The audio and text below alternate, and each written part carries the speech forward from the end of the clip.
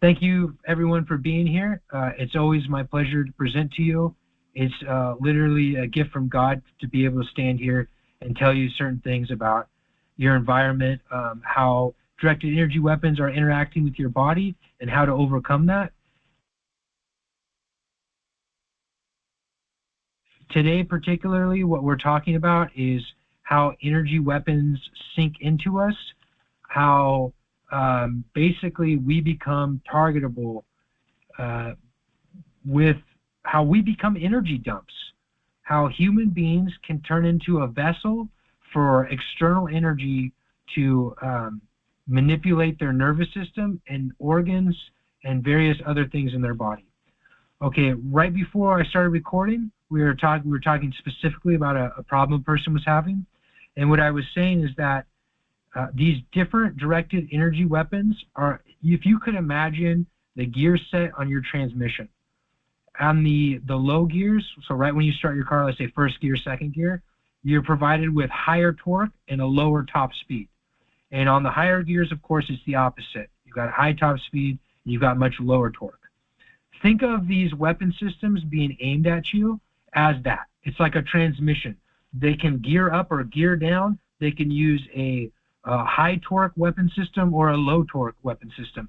And this is just a simile.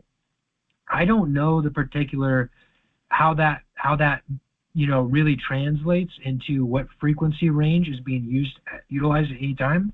But what I can say is that from extremely low frequency to gamma rays is being utilized. So within that range, this gear set exists. And again, I don't know the particulars of it because I'm not one of these people doing this to other people. All right? I'm a survivor of it, as most of you are here today. There are different effects you can feel on your body. There can be a vibration. There can be a heat response. There can be a jolt, like almost feels like stray electricity is running through your body. There can be like very, very faint vibrations and very heavy vibrations.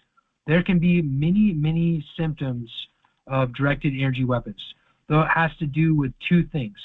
That frequency set I was just talking about, the transmission gear set of frequency weapons that they're deploying upon us, right? And them tuning up or tuning down or changing gears, to use the simile to its death. I'll be done with it right now. And the other thing is, how much heavy metals and nanoparticulate do you have in your body? All right? If you don't have heavy metals or nanoparticulate in your body, which is practically no one, because if you just look up wherever you are, there's chemtrails, you're breathing them constantly. The nanoparticulate is clumping the heavy metals that would be normally expelled in a somewhat timely manner from your gastrointestinal, okay? So the nanoparticulate from the chemtrails, the heavy metals from the food supply that have been there for the last 100 and something years, they clump together, and at that point, directed energy weapons can manipulate them, all right? So your body is mostly made of, or it's, they say it's made of water. That's not quite accurate. It's like different modes of water. But what is accurate is that if you send electricity into a pool, right, the electricity will branch out into a pool of water. It will branch out only so far. The water is a conductor somewhat, but it's and an insulator somewhat. It can do both things. It does insulation more effectively than conduction, usually, because usually water isn't in an acidic state, in that much of an acidic state.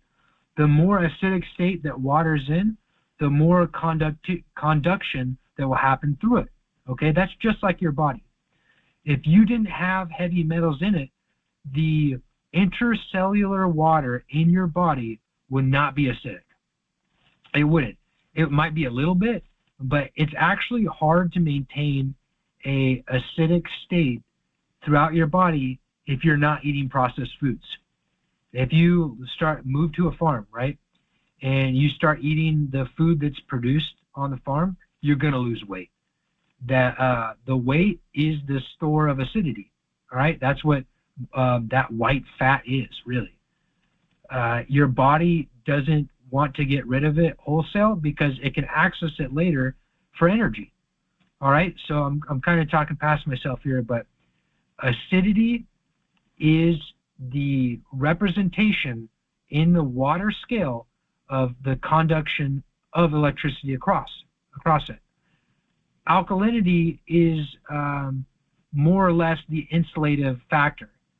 So I know this is getting a bit theoretical, but if you were eating, alkaline doesn't stay in your body at all. That's a whole other thing. But if you were eating lots of vegetables, right, and being attacked with directed energy weapons at the same time, and these vegetables were free of heavy metals and nanoparticulate, which is just very, very little. So you'd have to be growing it yourself.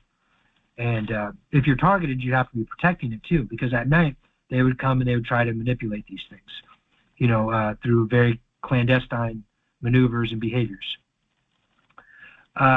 The alkalinity would resolve the directed energy weapon symptoms. All right? So eating alkaline foods that are clean resolves directed energy weapon symptoms. For years, I did simply that. Your body is in a neutral, slightly alkaline state naturally. When it's full of heavy metals, it becomes conductive. All right? That's true of the whole population in the Western world, whether they're perpetrators, they're human traffickers, they're world leaders, or they're targeted individuals. It does not change. It does not matter. Everyone is resonating with primarily magnetic weapons because of the heavy metals in their body. And the nanoparticulate is clumping those heavy metals, okay? Now that's been going on, the nanoparticulate part of it's been going on since 1996. The heavy metal part of it's been going on since 1906, maybe before that, right? In a purposeful way, okay?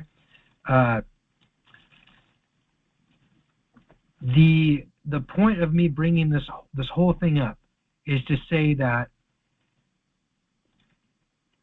these weapons will not have a great effect on you if you're not ingesting heavy metals, all right, and nanoparticulate, but mostly heavy metals. And if you're targeted, heavy metals, aerosols, and nanoparticulate always go together. They're being released in a chemtrail-like particulate in your near environment. Usually from spook neighbors. Sometimes they just go really, really heavy on the chemtrail if you're like in an off-grid situation or something like that. When those heavy metals and nanoparticulate clump in a certain area, that area becomes an access point, all right? It becomes an energy dump or an energy sink, right? And when I say sink, this is a concept I was explaining last week. What I mean is that it's like a drain, like the drain in your sink.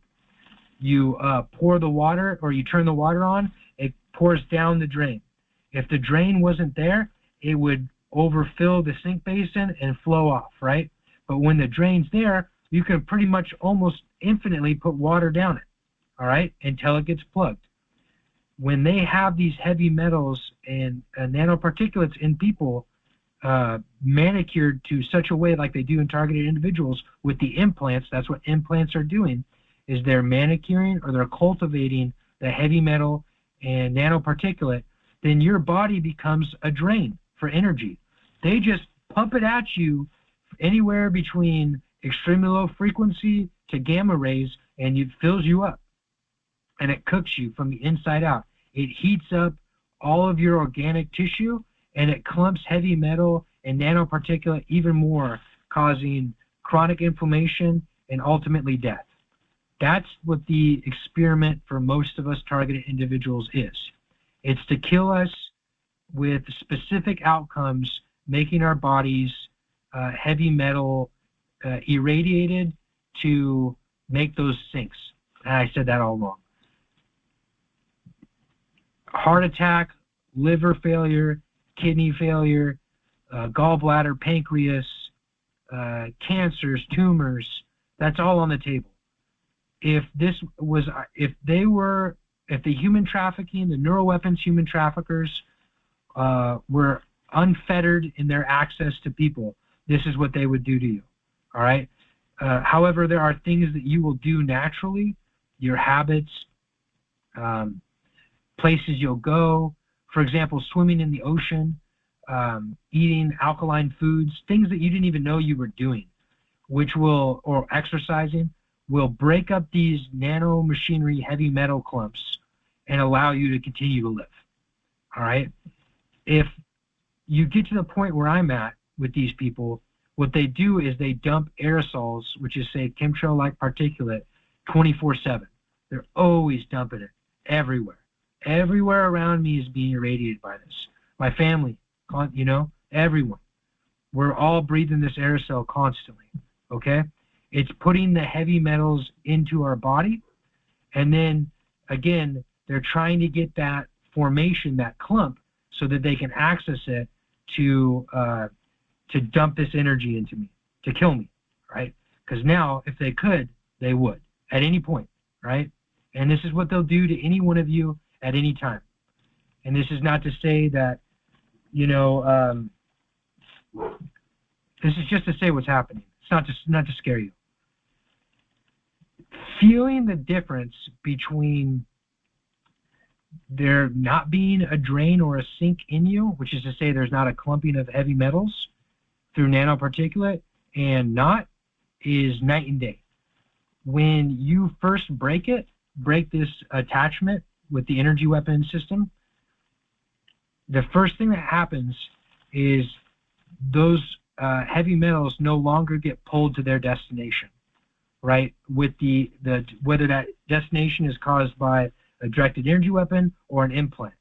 And what happens is they start going around your bloodstream, right? They stay in your bloodstream, these heavy metal aerosols. And your heart starts palpitating, your organs, your bloodstream basically, and everything in your heart is affected. And you can feel it. It feels like you were jogging when you weren't. All right? That's actually a good sign. If you ever feel that, that's a great sign. What it feels like, again, when it connects, is that you'll have, at first, an area of your body that has a concentrated effect. And this concentrated effect will be noticeable as a vibration or heat, primarily. All right? After that, the acute effect will diminish as the drain, the heavy metal clump, gets bigger and bigger and bigger, which is to say the energy drain gets bigger, bigger, and bigger. And literally what I'm saying is that these heavy metal nanomachinery structures become more web-like through the intracellular water in your body. All right? And it becomes a backstop. You've heard me say this before. It becomes a backstop for directed energy weapons. When you're not being hooked into, you don't have that backstop, you're still breathing this crap, you're still getting hit with directed energy weapons, it feels, like I said, your heart will race. There'll be other effects I can't think of a lot right now, but the heavy metals will gravitate towards your feet, where your feet will vibrate. I'm feeling that right now.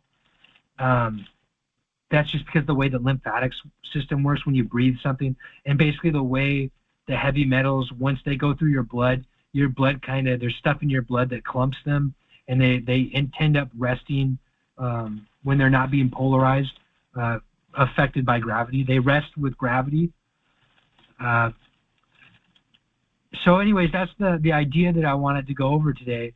A lot of you have never experienced, since you've been targeted, being disconnected because you still have functioning implants, which is number one of the paradigm. And number two, if you have deactivated the implants, then you experience that for a time. And then basically they started hitting you with high-powered lasers to start reforming these nanoclumps. So you need to do number two, which is building the wearables.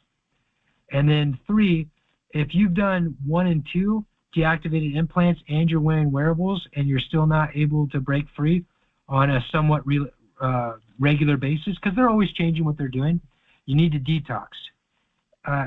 Sometimes when we have these heavy metals and nanomachinery structures in our body for a long time, they actually form more permanent features. For example, I traveled, and when I traveled, I pretty much was breaking the system multiple times a day like I am today. And because of this, I was in places way outside of the NATO grid. I was in Nicaragua particularly. And my knuckles, I hadn't realized this before, but your knuckles, your soft tissue, your joints, your cartilage becomes a haven for nanoparticulate. And that's got to do with how your body's composition.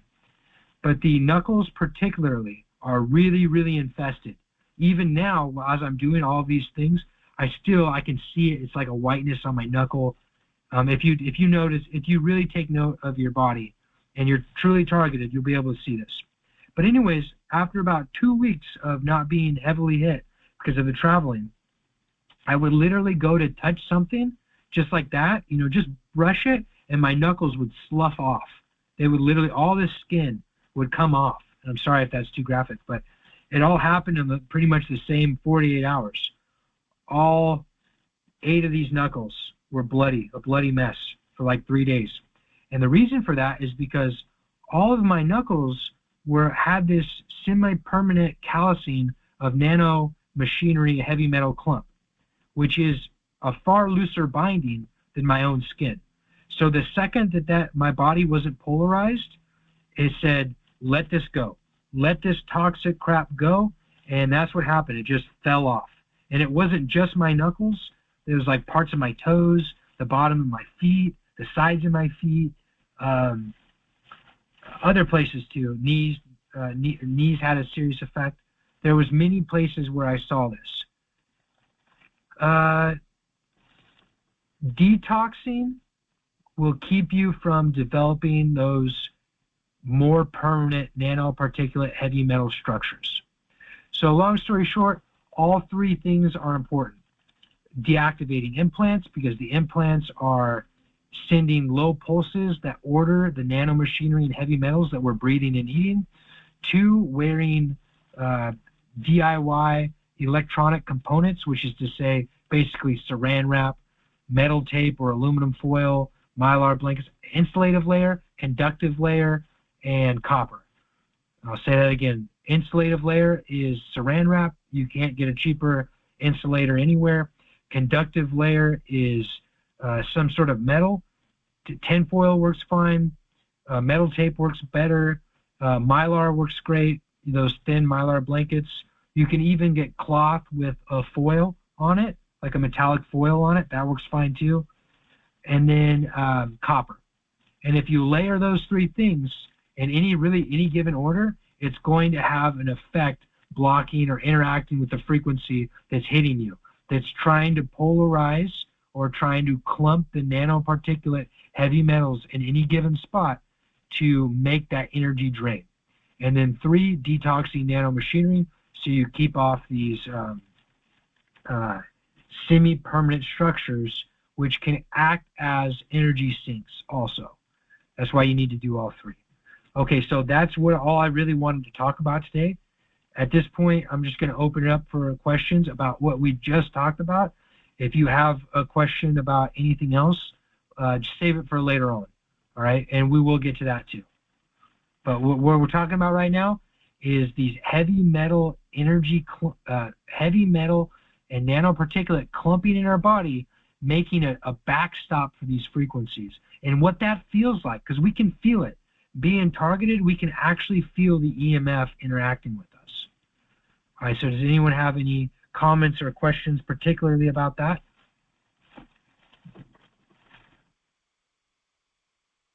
I know that was a lot. That's a lot of new concepts for a lot of people. But go ahead. Just go ahead and talk. And if you miss the point, then I'll try to explain it. And there's no judgment because this is a bunch of information. I want to add, that Christmas bag that I sent you, that's nothing but Mylar. That's an actual great thing to wrap around you because it has strings attached, so you can cut it open and wrap it around you too. Yeah, you can get Mylar really cheap. Mylar is a great conductive layer. When you layer thanks Sandy for talking, when you layer copper conduction, like with the Mylar, like Sandy was just talking about, and an insulative layer, it's going to attenuate or dissipate a lot of the frequency that you're interacting with. And that's just the first set of knowledge with building the wearables. You can get so much more in depth than that by building various components, making it a little bit more complicated that we don't really need to go into right now. I'm waiting for more people to get up to speed on that. Okay, so, okay, I have a question, Andrew. So, like what you explained last week about the wearables, I'm just wondering, so I wouldn't have to use any duct tape on it, just the Mylar, the steering rack, and the copper wire. Yeah, you don't have to use duct tape. I'm not using duct tape right now. Duct tape's just to keep things together. Just helps you build them. Okay. Okay. Oh, hey. One more question. Uh-huh. I think it was Sandy that was talking earlier before you started recording, and she did she mention? I didn't understand clear what she was saying, but she mentioned something about magnets. So is she using magnets on her wearable? Go ahead, Sandy. So I took a bunch of Band-Aids and I took a bunch of I don't know, round disc magnets, and I put them on one side of my arm to the other side of the arm and Band-Aided them on all over my arm and wore long sleeve shirt. Okay, hey, but you asked a great question. You asked, can you use magnets on your wearables? Yes, you very much can. Okay. It's just that's another level of understanding. That's why I haven't gone into it yet. But I'll give you this right now. If you put two magnets in polarity, right, it's going to create a dielectric field, which is to say it will resolve magnetism in the center of it, in the polarity spot. So if you take two magnets and you put them, you wear them as a ring or whatever, it will help basically keep your blood clean of the particulate you're breathing and it becoming magnetized. Does that make sense? Yeah, so basic what you're saying. So I can actually just tape magnets on the wearable? Yes, you could. You could potentially in polarity. All right, in polarity on the wearable. Like okay, go ahead. Repelling them? No, that's reverse polarity. When they repel, it's reverse polarity. When they attract, it's polarity. Okay. So in polarity, it creates a dielectric field in whatever is in the center of it. In reverse polarity, whatever's in the center of it creates a magnetic field. Okay? Which is the same as when you wrap the copper around you, the copper wire, it makes a magnetic field. And when you have the capacitor mats, it makes a dielectric field. Was that too much? Go ahead. Do you understand what I said? Yes. When the rays or whatever I'm being hit with, when it goes through my wearables and I can kind of feel the wong, wong, wong to my head, not near as bad, of course, but I take two magnets and put them on my ear and it stops it completely. Okay. Yeah, and see, Sandy, you're getting hit with way more now than the average person because you're learning this stuff and you're becoming a threat, right? And that's what it is, because you noticing the EMF interacting with you is the education that you need right now, right? So they're actually providing you the knowledge you need to get through this phase, believe it or not. It's awful. Yeah, it's terrible deal. It's a terrible way to learn anything, and I often wonder if my life will come back. But this is my life now, and to sit at work and something hit you so hard that you can't think, you'll do anything to stop it, and they can't stand it, because I used to run out of my office and try to figure out where it was coming from. Now I can just sit there and laugh. I continue my work, and that's so gratifying to me. Yeah, and not only that, but you know where it's coming from now, because they've all had to come closer to you. They've all had to show their hand. Yeah, that's true too. Yep. The mystery is gone. These are real human traffickers. They really are rapists and murderers. I'm not just saying that. They really are those people. Now, go ahead, Julie, or expert one. Oh, yeah. Okay, so one more question.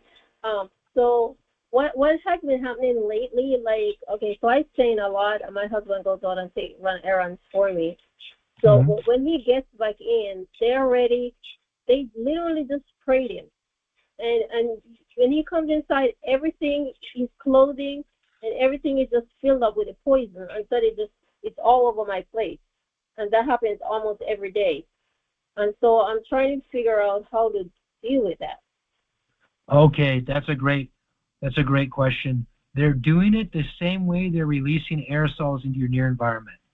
They're using weather weapons attached usually to drone platforms.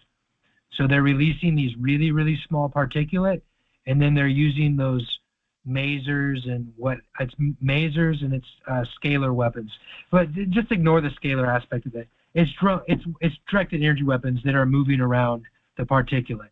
So they're releasing it around him, and it's just and these weapons are drifting it into him. I wanted to ask what she was referring to too. Those great big industrial fans.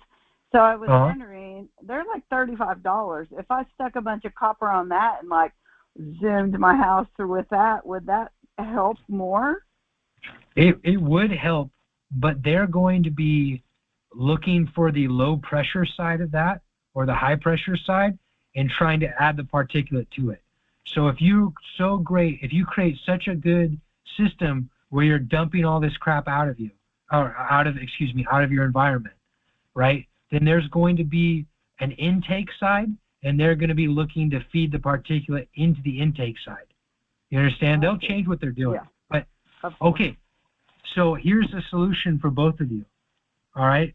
This just came to be. I have not tried it. I do not know if it'll work. But here's the idea. The particulate is between nano and micro sized, okay?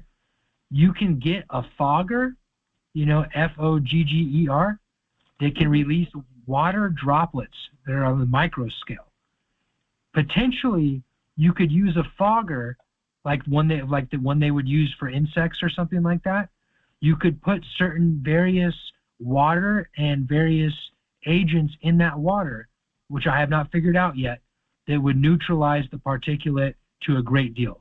Now, theoretically, that's going to work, all right? Practically, I do not know the agent that will clump the heavy metal particulate as of this moment. Okay, so the Lamberger helps a lot too. Well, but so that's a great point, Sandy. If you put the Lamberger fluid in a certain solution in a fogger, that would help greatly. Okay, but again, I don't know. Okay, what would you use for the fogger? Like a aerator, a fish tank aerator? No. They're actually called foggers, Fogger. Okay. You look it up. They sell them at like Home Depot or stuff like that. Okay, and then you put your product in it.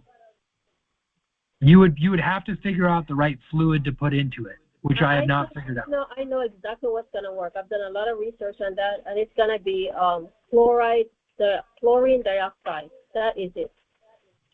Okay, well, hey, give it a try and see what happens. Okay, but I do not know. I have not tried it, so just keep that in mind. I do not know the health effects or anything about it. Besides that, theoretically, this is the answer for that part of it: the aerosols. Okay, so yeah, actually, I was thinking it's something that I was trying to work on. So I said I was gonna use the fish tank aerator, but that sounds better because that's gonna be aerosol particles. So that's actually yeah. You're dealing with the right scale for the aerosols. Yeah. Yep.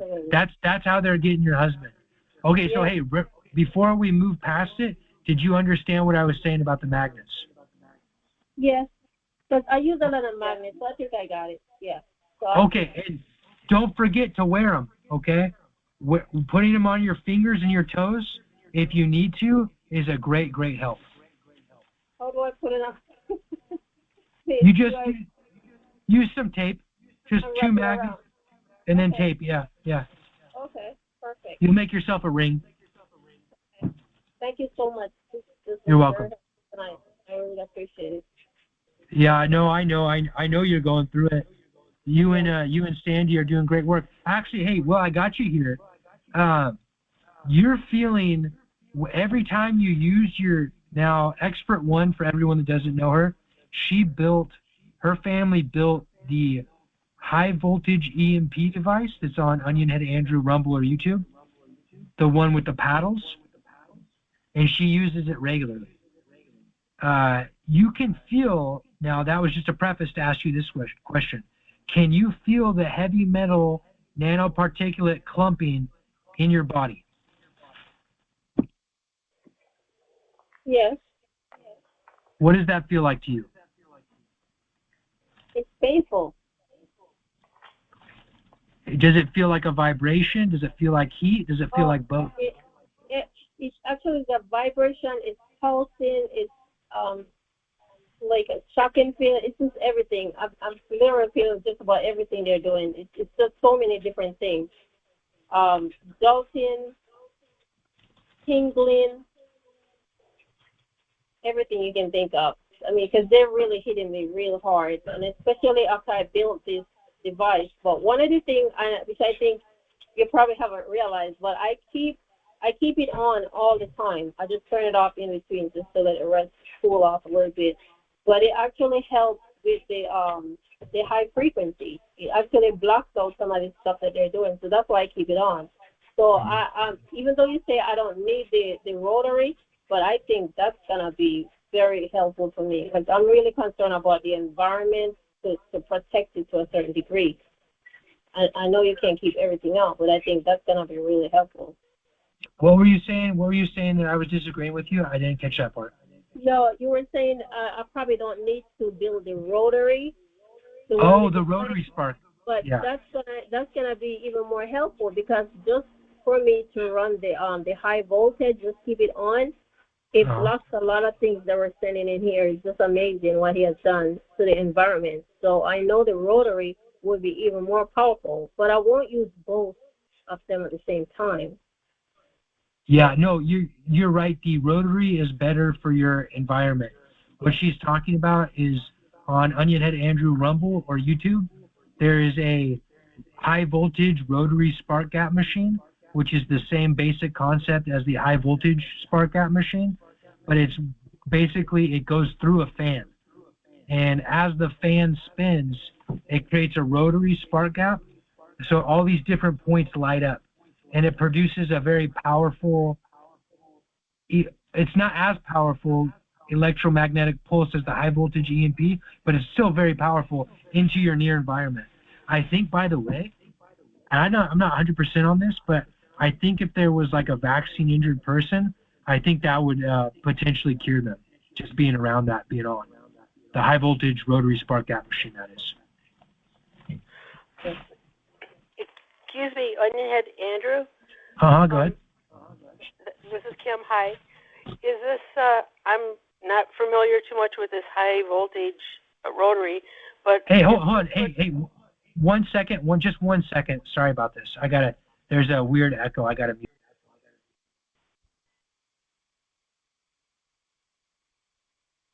All right, go ahead and unmute yourself. Sorry about that.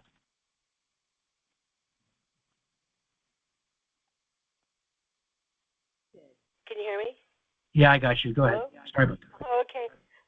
We did that fan where you put the twisted copper on it. You glue it on the fan blades. Now, this rotary is something different that you were talking about, the high voltage one? Is that yeah. Oh, okay, because I'm not familiar with that. I guess I'll have to look for it. Does it have like a title or something on one of your YouTubes, or does it say which one is that one? Yes, it's high voltage rotary spark gap machine on Rumble, and I think YouTube is the same. Okay. You'll see it. Thank you. I'll have to look. That does help though with just the copper on it is a plus for not having I don't have the high voltage one, but that is a real good thing. The other one, the copper on the fan. So thank you. You're welcome. Yeah, the spinning the copper is creating a dielectric field in your near environment. And the reason I keep hitting that so hard, I think it's Kim, I think it was you that's giving the weird echo. Let me mute you. Oh, okay, I'll get off then. Okay, thank you. Unmute. But I'll mute myself.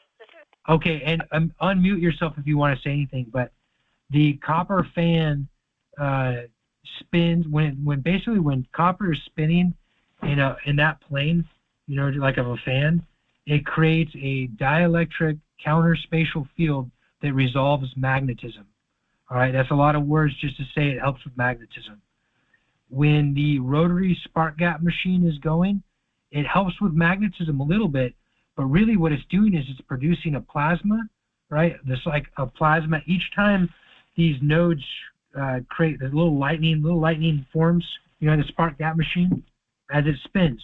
And when it spins, it creates that, like I said, that little plasma, and then the spinning of it makes that plasma collapse into a demagnetizing field, or form. I guess I shouldn't have said collapse. It's form. So it goes from plasma to a dielectric field. This is probably too much for most of you, but basically, the copper fan idea is supercharged when you have it as a spark gap. And you all can look at this yourself and ask me questions later about it if you have any. Is there any other questions? Hi, I had a question. So I got this thick bracelet. It was maybe like a 1.5 centimeters or 2 from my sister. She bought it in Bolivia. I got that for Christmas, and so I thought perfect. And I put it on my wrist, and I don't understand because it was heating up pretty hot and then actually hurting. So I had to take it off, and I just don't understand why it wouldn't have helped and why it would do that. Yeah, I don't know either, because you just told me it was a bracelet that was this thick. Maybe a little thicker than that. Yeah, but what was it made of? Well, she said copper, so I'm just wondering if maybe it wasn't. Well, no, see, copper won't be able to be heated like that. You do not have Okay. Directed energy weapons do not have the capacity to heat a chunk of copper like that. They do. It's just not in the, well, how do I say this? Their arsenal? No, well, you could, right? You could, like, if they parked one of these Humvees out in front of your house, the LRAD, it's not an LRAD system I'm talking about, but with the huge array that pulls like 2 million gigawatts or something like that. Yeah, they could heat up a piece of metal potentially, right? But when you're talking about that much energy, you're talking about a scope of things that we don't see in the public world. Like that would be like a battle cruiser. That would be like a 747 with a laser attached to it. That's just a huge, huge amount of energy. I do have the police investigator next door who I caught at one point shooting something at me. So I don't know. But it was happening, and so I was just like, what the heck, I wouldn't doubt anything you've said about that, but the capacity to heat copper is non-existent. It just isn't. There's like I said, I don't know everything. I know that when they put these things on big battle cruisers, and stuff like that, and they can do some really wild things, like start fires. I remember in the well, definitely, we all know that with how they're burning the wildlands. But I saw something. It was in a Nat Geo from like 2006, so they already had it back then because you know how that stuff works. And what they did is they converted a full 747, so like the full-size Boeing plane, into this huge laser. And so the whole component of the airplane was made into basically a laser pointer. I don't know how to say that. The beam that came out of it was this size. All right, that took the whole 747 to produce this size of beam. What they could do with that size of beam is they could burn a hole in a wall with enough exposure, with enough time is what I mean. The drones that you've got, if you're truly targeted, the drones that you've got around you are like the size of a room, give or take, sometimes smaller, sometimes bigger. I know they use a few different types, but the ones I primarily see are about the size of a room, 10 feet by 8 feet, something like that. Maybe bigger, a little bit bigger. I know I have a drone in the front of the house, and I always see one in the back too. Yeah. On the wall, occasionally lately, I've been seeing a red dot. And I don't know what a red dot would be. Yeah, I don't know either. When you're talking about that much energy to heat up metal, it's not like the way your body gets heated up is because you're breathing nanoparticulate, and that nanoparticulate heavy metal, like I was talking about earlier, becomes nanomachinery heavy metal, becomes a backstop for frequency. And that backstop of frequency can be heated, because we're talking about on a very small scale, but it collectively adding up. When you're talking about a chunk of copper or any metal for that matter heating up, you're talking about, like I was saying earlier, I don't know if you were here for this, but directed energy weapons, if you think of them like a transmission, you would need a much different gear set to have to be able to heat up a chunk of metal versus heating up, especially copper, compared to heating up your skin. And that chunk of metal, the only gear set that I know of that could do that would be in a visible laser light, which again is what they use to create fires in Paradise, Fort McMillan, I think it was. You guys all know this. The Hawaii fires. A lot of those people have been able to visually record the laser strikes that started the fires. When you're talking about heating a chunk of metal, that's what you're talking about, is visible laser strikes or very near visible. And even then, if you're moving in that range of frequency where it's heating up a chunk of metal, then it's going to be heating up that chunk of wall that it passed through. Then it's going to be heating up that chunk of whatever. It's like you would have to have a visible range of visible, which is possible, like through a window or something like that. But that's not really. It's not really what's happening. When this first started, we did have like a black mark on the front window, and also on one of the garage windows. We did have that, and I know that it was coming in one of those windows because I could hear the vibrating, and I checked it, and I thought, maybe like a bee, was trapped there or something, but I ended up getting it on video. It definitely wasn't a bee. It was something hitting the window. Yeah, and they definitely utilize windows to send lasers through, but the lasers they're using aren't powerful enough to heat up a chunk of metal, because again, we'd be talking about, that would be, like you said, it would leave an effect, right? And sometimes it does leave an effect, but more often than not, it does not. And they wouldn't want it to, because it needs to pass through walls and roofing material and whatever, right? So it's just a different gear set. So, what you're talking about is more or less non-existent for the majority of people. But whatever, maybe you've got something special going on. I don't know. Is there anybody else that had any questions that were, more aligned with the heavy metal directed energy weapons, the sink in our bodies, right? So like when heavy metal clumps and interacts with our bodies. And again, not to say that you're wrong. I don't know. I don't know anything. All I know is what I know, really, and and I know what I don't know, and I know that I don't know that, and I know that I know what I'm talking about this. So sorry, but I'm just trying to answer people's questions, because I don't know anything about what you're saying. I can attest to when you were asking what does your body feel like. So at the end of my daisy chain on my arm, I feel like somebody punched me in my shoulder. So it feels like maybe I worked out too long or something. It's a definite, where it used to tingle, now it's a pain. So I don't know if anybody else feels that, but I know when they're hitting my ankle and it gets really strong, that my ankle and my toes get really stiff. So I've got it where it stays isolated down there, but I definitely know when they're hitting me really hard, because I can feel my ankle reacting. It's just not traveling to the rest of my body. Thank you for that. You said daisy chain, and for the people that aren't familiar with that, the idea is that there's like a chain of nanomachinery and heavy metals in our body from point A to point B, and along that chain is a polarization.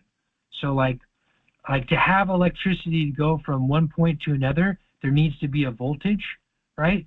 So like it needs to be a positive charge and negative charge. And the greater polarity, right, the greater difference in charge that you can have these things, that's what polarity means. Like with the magnets we were talking about earlier, when you have them in polarity, it creates an attraction. The same thing is happening with the frequency weapons in your body. They're trying to create the largest area in your body and the longest, by creating the longest chain of nanomachinery heavy metals in your physical body. Usually that's your veins, your arteries, your various blood canals. Sometimes, like what Sandy was just talking about, she felt it in her muscle. So they were like, okay, we can't get it to stick in her midsection. We can't get it to stick in her arteries or her veins. So what we're going to do is we're going to focus on this muscle that she doesn't use very often for whatever reason, usually that reason. And because they just, they see what sticks in your body and what doesn't over years, because that's how many of us have been targeted with neuroweapons and all this crap for years. They go, okay, this arm, this muscle isn't utilized. We'll use this as the inception for the drain, the heavy metal nanomachinery clump that will become an energy drain. We'll use this point right here. And so what Sandy was feeling with that pain was all the heavy metals getting pulled electromagnetically and pushed, mostly pulled though. That's what the implants would have done if she hadn't deactivated them. That's what they would have been doing. But for her, it was another directed energy weapon that was doing this. So it was pulling it to that area. And that was what the dead arm feeling was. It was literally like a million little, maybe more, maybe less, tiny cuts in the muscle right there.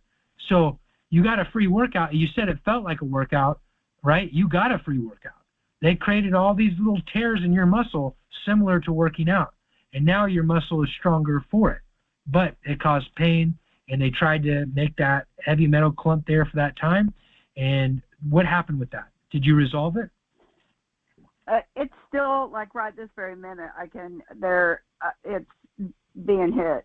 I can feel it. But I wrap my arm with the cable at night now, and I lay that new little armor on it, and my hands aren't numb in the morning. So I used to wake up where it took a good 30 seconds for my hands not to be numb, and that's not happening anymore. I'm trying to figure out, like I'm using a cupping machine, I'm jiggling on the shaker plate. I'm trying to figure out how to break whatever that is in my shoulder up, but I've been working on that steady for a month. Oh, that's great, Sandy. Is this, that you've been working on it and you recognize it, is because that's the beginning. Once you recognize what's going on in your body, you really have so much control over what's happening to you. And yes, they'll play with the frequencies, and you'll have to fine tune things, and you'll have to learn new things, and there'll be days where they will win, right? There'll be a day where they've changed things up and you don't know what to do, and you're just hurting all day. But if you keep at it and you keep working and keep learning and keep moving things around, keep trying new things, you'll break through. Now, can you see my screen, Sandy? Yes. Was it right here on your shoulder? That's exactly where it is. Yep. That's where they like to go, on the left shoulder, right at the top there. If it's the right for you, that's okay too. It's the same idea. The idea is that on the left, your left lung, your heart, all the particulate that goes to this area, they're trying to pull it out and pull it up to the shoulder. And from there, they'll use the shoulder as a launching point to the left side of your head, right? So they can get the... Sorry, can I get a word in before I forget? They're messing with my mind so much that I can't, my short-term memory is so bad. Okay, go ahead. What if I just wanted... I'm in a lot of pain because I'm so I have so much of the nano particulates, I have so much of it. I feel it crawling in and out of my nose. I feel them all over my throat. I feel them all over my body. I'm in a lot of pain. They have me infested, and I haven't done anything yet to get any of the stuff that you told us to get, because when I go into a store, they follow me, they inundate me, they bombard me in a store, and I'm terrified that I've been isolating myself. I don't leave. I'm right now in a shelter because they made me homeless, but I don't leave the room to go outside, and they infested the whole shelter. There's nothing but only stalkers in here, all stalkers, all around. I believe it. Oh, that's incredible. And then they're outside with a big box truck. So you were talking about they usually use a big truck to put that machine in. Yeah, they follow me around with a white box truck, huge box truck. Yeah, they're doing a few things with the box truck. But hey, you got a question, Jackie? Yes, the question is, what if I didn't want to get rid of or turn off? I desperately want to get rid of this because my head pressure hurts so badly. My ears feel like the pulsating of my head, the burning of my scalp. It's so uncomfortable. But at the same time, I'm thinking, if I turn off all of this magnetism with the getting all these things, the stun gun, the magnets, the this, the other, I don't want to prolong my life. I want to go home with the Lord. So isn't it better if I get cancer? Because I don't want this long torture. Instead, I want to leave. I want to die, but I'm not capable of taking my life. Okay, hey, Jackie, we don't, and I know you're going through it. I hear you loud and clear, and I'm glad you're talking. You're talking to me. Okay, you've got my email. All right. ACOLE9689 This right here at what we do, we don't share testimony like that here. And there's a very, very good reason for it. And I'm gonna explain it right now. Is that it's your personal choice what you do or what you don't do. All right. And I know you're going through hell. A lot of us have been there too. Almost every single person that's in this room. That's not to diminish what you're saying. It's just to say that a lot of us can relate to it, but we all have crazy amounts of trauma. So we don't need to, when we share our trauma like that and people aren't ready for it, it re-traumatizes them. So we don't do that here. I understand your point. You know what I'm going to say, because it's the exact same thing you say to yourself every day. Okay? So if you want help with the head pressure, if you want help, with learning what's going on in your environment, stick around, all right? If you want to give up, I say give up lightly because I don't know the right words to say, and you want to do what you're talking about, that's your choice, all right? I don't recommend it, obviously, and I would say, strongly don't stick around because up to this point, we haven't had solutions. Now we have solutions, all right? We really do. It's just that it's a thing we've got to work through. And yes, the human trafficking, it's there to kill you one way or the other. I'm not going to lie about it, right? It really is. So stick around if you want to keep learning. Don't if you don't. Okay, great. That sounds great. You've got my email? I think you emailed me already. Yes. Okay. I got your email. Okay. So I guess, and this goes, I'll just say this very quickly, but you know what you need to do, right? And you got to go out and do it, which is, number one, you got to get out of the shelters. So, keep staying on the calls. I don't, as of right now, I don't know anybody that's taken in anybody, but keep staying on the calls and keep asking around, and eventually you'll find somebody that will take you. Okay? I really mean that. Yes. Okay. Thanks, Jackie. Thanks. God bless. Have you figured out a way to get the shoulder? Like, what can I do to? It's in a kind of an off. I mean, is there something I can do extra that will break that up? Go ahead, Kat. Can I just say, cookie sheets got exactly the same problem as Sandy, and you can tell me whether it's the conductive material or it's an insulating material, but I've just taken a cookie sheet, a simple cookie sheet, rolled it up a little bit, and hung it across my neck, across the pain, and it takes it away. What is the cookie sheet made out of? Is that silicone? It feels like fiberglass, but it's very, very shiny, and it's one of those things that you put on if you're gonna bake cookies, and it stops it from sticking. And it's one of the things that I use along with the other things that you've mentioned. But the cookie sheet thing, absolutely, just hang it over your shoulder, hang it over the area. And while I'm talking as well, I just wanted to ask you a question about your daisy chain in comparison to the nervous system, because I tend to follow the nervous system rather than what you're talking about, Andrew, which is, veins and things like that. You will find that the pain comes from the nerves in the head. Just can't remember what they're called at the moment. But if you track that pain, you'll be able to follow it straight down, as Sandy was saying, through your elbow, through the funny bone in your elbow, right to the nerves in your wrist, and that's the path that I follow. So what do you think, Andrew? I think you're right. I think it's nervous system is one of the things I should have said. But yeah, definitely.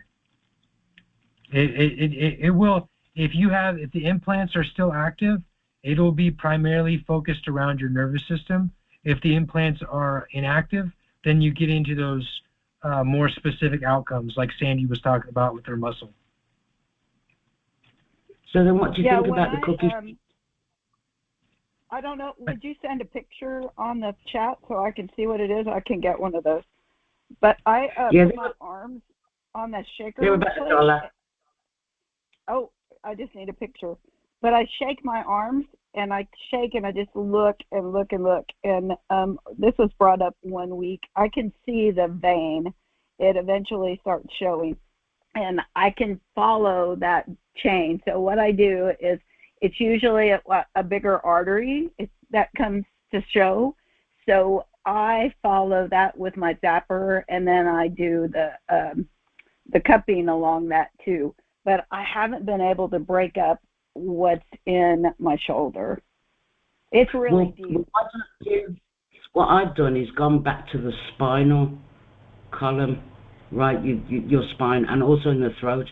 So those nerves that run through the shoulder, the wrist, and feed the arm, come from the front of your throat, believe it or not, and the corresponding part in your spine. So why don't you try treating those areas and see if there's any difference? So how do you get to your spine? Because I don't have anybody to mess around back there. I mean, I'm really limber. I do yoga, but what do you do? A lot of mirrors. I use a mirror and a roll of tape. This is the same tape that Andrew uses, and it isn't comfortable, but that's what I use. And just to dangle it like a pendulum, and my arm goes that far back actually, but your throat as well. Try your neck area. And treat that and see if it stops that pain going all the way down your arm and your elbow as well. I don't understand the pendulum on your back. Can you explain that better? I don't really want to. Okay, so I don't know if you've seen Andrew's sticky tape. I've not been without any of that tape for the past 6 years, and I've got a very wide one. So I'll just open a small part of it at the top, put the reel on a chair, and use a mirror and stick the top part on my neck, where just where my neck bends at my back, and using the mirror I can allow it to just drop exactly down my spine, and then I sort of put it in position and then roll the back off. So after it's in position, you then take the back off and it sticks, and then I can stand up against. I use my remote control for the telly and just sort of swipe it up my back and it sticks. Or I stand along the door frame and then just stick it all down, and it'll go as far as you want to, as right down to your waist, and it isn't comfortable, but that absolutely works, especially with back pain. I've used it heart. I never get any heart problems because I'll just use a little bit between the boobs, right in your sternum, a little bit there. Anything like stomach, like you get acid reflux, any sort of choking, I'll put it as high up as the trachea, and I don't get any of those problems at all. Okay, so you're using metal tape to do that? Yeah, I've been doing that for years. And you're not doing anything besides metal tape with it? Well, I am, now that you're suggesting different things, but that's how I've always used it. Just one, maybe 2 layers. It doesn't work everywhere, but in those areas it certainly does. But that's how I've been doing it since I discovered it about in 2022. Wow. Isn't that crazy how we're all coming up with the same ideas separate of each other? I love it. Yeah. But it's all sharing them. I mean, Sandy's sharing so much, and Sandy's helping, and I hope that cookie sheet idea, because I tend to forget about them, and even wrapping your toes in them and things. But the cookie sheets, they're $1, $1. They've gone up in price now, but I think there's some form of they're like toasty bags. They're some form of fry. Hey, check this out, Kay. And this goes to what Expert One was asking earlier. Can you put magnets on your wearables? If you were to either put magnets on those metal strips, right? So like tape them to the metal strips before you tape it to your back, you could change the field or magnify the field along wherever you're putting that metal strip. Because the metal strip is just going to carry the magnetic or dielectric field to wherever you want. You understand? Well, guess what? I've been using them for years, but I've been using them the opposite way to you said. So I've got loads of them in little tubes. One second. I just want to follow exactly what you said. You've been using reverse polarity on magnets and putting them on the metal strip? Yeah. So I've been using it the opposite way. So now I'm going to use it the way that you suggest. I've got something around my foot now. Well, you can do it. You can do it. Sorry for interrupting you. You can do it either way, is what I'm saying. This whole thing, like all we're doing is we're balancing charges, right? So what you found is that along your spine, there's a dielectric weapon system, right, that's moving particulate up it. And so you put a piece of metal, and then you put magnets in reverse polarity along that metal. So what that reverse polarity does is it makes a magnetic field emanate from everywhere that metal strip is touching along your back. And then Expert One, if you're here, this is the answer to your question. I thought we did, but I don't think we hit it as strong as we are right now. You can change that metal strip. So Kay is putting a metal strip along her body where she's getting symptoms, and then she's putting reverse polarity on that metal strip. Let's say a different area of her body that's being affected, she could change those magnets to polarity and produce the other field effect, right? Because it's like magnetism over here, dielectricism over here. And it's these two weapon systems, these two fields, right, that are being utilized by the directed energy weapons. That's what this whole thing, I'm so glad that we're talking about this, because everybody, this is exactly what you need to understand. After you deactivate implants, managing this with your wearables is, it's a game changer. It's the beginning of the end for them, right? The more people learn how to do this, the more of us break through, right, and enter the state where I'm at right now. And like I said, sometimes you get confused because they're doing new things, they're utilizing new frequencies, new energy levels or whatever. But eventually what happens is you figure out how to balance the magnetism and the dielectricism, which is, say, magnets in polarity or magnets in reverse polarity, right? And yes, you can attach them to your wearables. Anything on the conductive layer, like we were just talking about, like Kay was just talking about, that's what she's been doing. She's been doing one aspect of the wearable that we were talking about, But then she's been sorry, I should have said that differently. You've been doing the wearables only using the conduction and magnets, and the magnets have been forming the fields that the insulative and copper would normally be doing. All right, but you're doing it. I mean, Kay figured it out a long time ago. When she goes to deactivate implants, and then I'm sure she's already detoxing, it's going to be a world of difference. The implants are the world of difference for you. Sorry for interrupting you. Can I offer a comment as well? If for some reason a cookie sheet isn't comfortable enough for you to sleep on, and you're doing what Andrew has suggested, but you have one spot that's still painful, I actually discovered that copper grill sheets, I'm using those up against my body, and one won't work, but two actually help significantly. Okay, yeah, and that's the copper layer. They're very pliable. Thank you for talking. That's the copper layer. That's actually not what we were really getting at right now. We're getting at producing the magnetic field and the dielectric field along the conductive layer. But that's okay. It's just that we're trying to stay on this right now. Now, two people wanted to speak. Was it expert one? Yeah. Can I quickly say one, Sandy? Oh. You can get 3M do a magnet, a very soft magnet that I stick inside of my clothing. So because she works and stuff like that, you can actually just stick it in the cuffs of your clothes, and it's a type of magnet that they have on fridges and things. So you can actually be wearing them. Good for shoplifting as well, but you can actually be wearing them all day. Nobody would need to know that you got magnets on. Okay, now, Kay, are you doing that real quick, expert one, and then it'll be next to you? Are you doing that along the metal strips, or are you just doing that in your clothes? I've got a piece of foam that I've done up around my neck. I've got a bit around my foot at the moment now that you suggested it in the polarity fashion.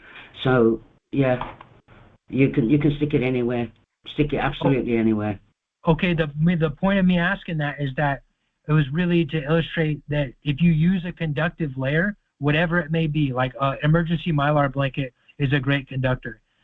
You can transfer that field to everywhere that the mylar or the metal, the conductive layer touches. So you can like you were already doing with the metal tape.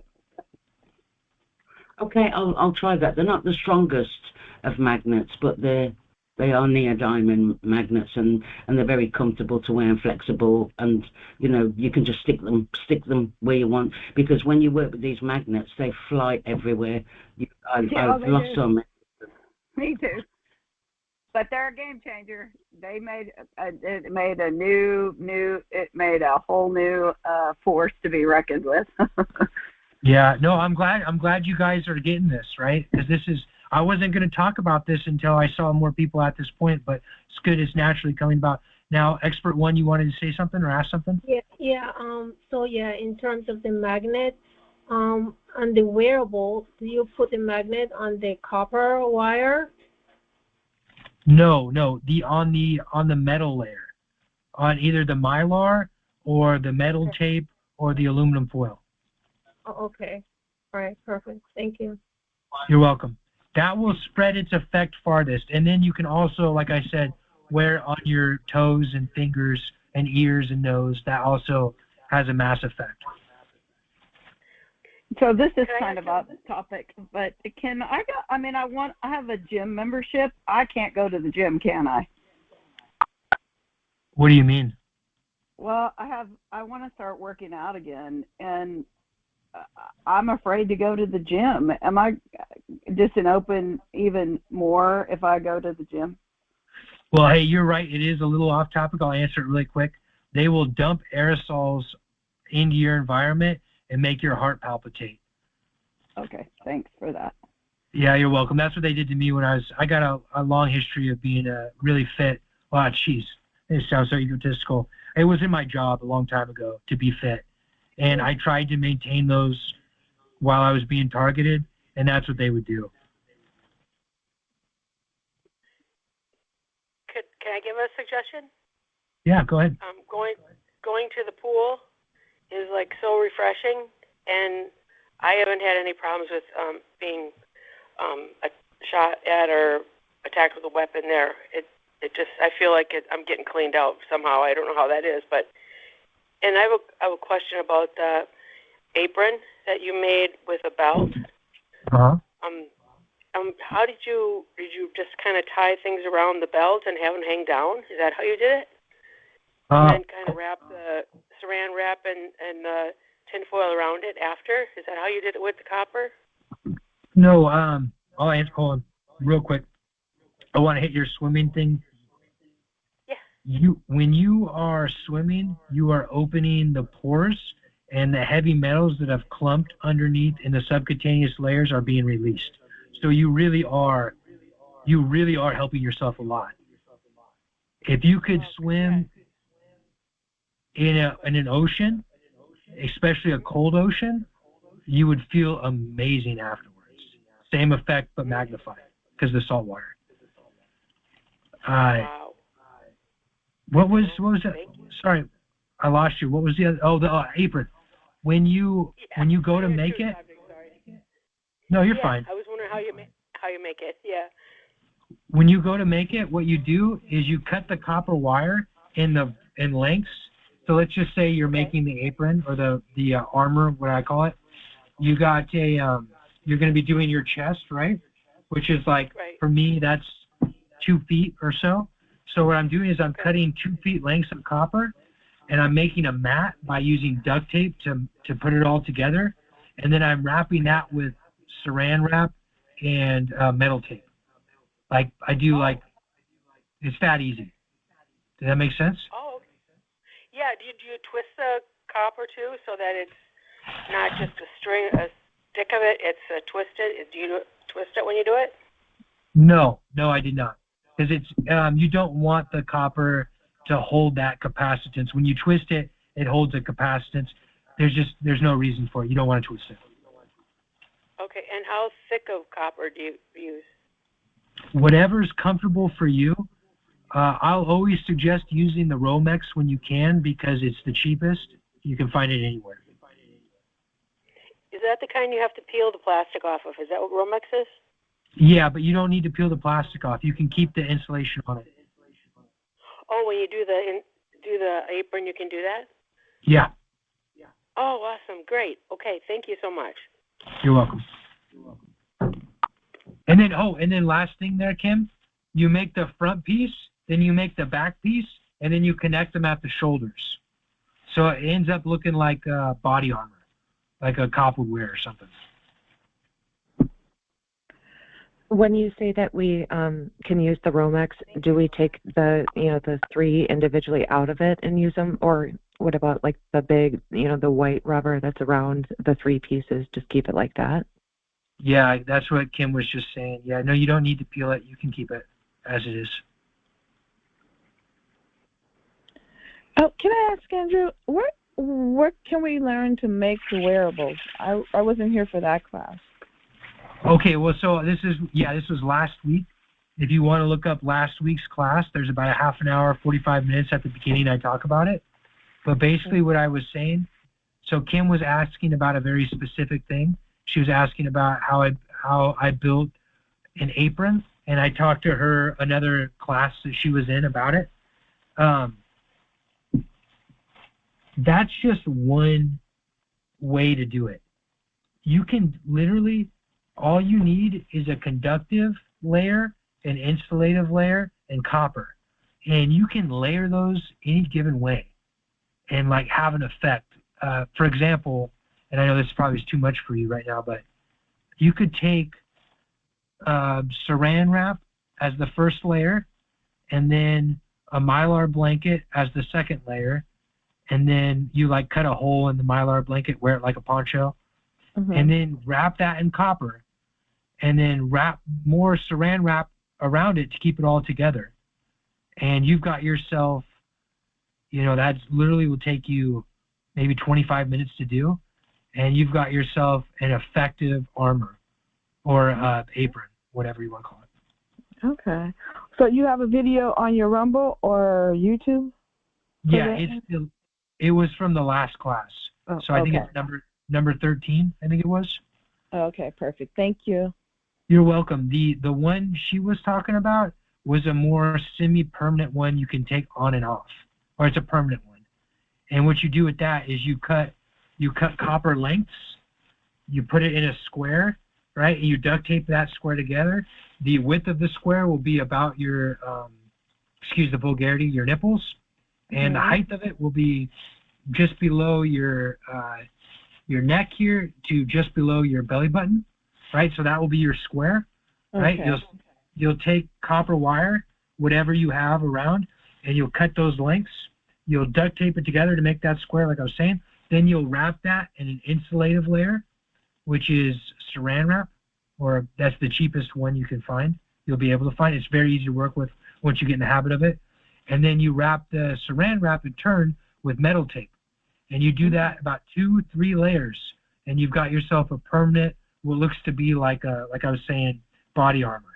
Okay, got You do it with, you do it in 2 pieces, your front and then your back, and then you tape it together. So you can take it on and off over your head. Oh, okay. Oh, perfect. Thanks. But that's just one way, though. That's just one way. And you don't need to do it any given way. Really, it's just like whatever works for you. Some people that won't work for them at their work, or what clothes they wear, or, whatever. The main thing, though, is conductive layer, insulative layer, and copper. Those 3 things mixed up in any given order will produce an effect that you'll be able to experiment with yourself on. Right. And they're attacking my teeth right now, like bad, really bad. I wake up in excruciating pain from direct hits to my teeth. Charcoal. Go ahead and use charcoal. Nothing will help you more than charcoal. Okay. Oh, perfect. Thank you. You're welcome. Can I show you my belt, or is that not recommended? No. Well, if you want to, go ahead. Okay, here it goes. Oh, that's my. Oh, you're cutting out. So these are. Can you see? Yep, I can see. And then for everyone around my body, and it's got a little tie. Sorry for cutting out. Sorry for interrupting you. You're cutting out. I made one almost the exact same way as that when I was doing this a long time ago.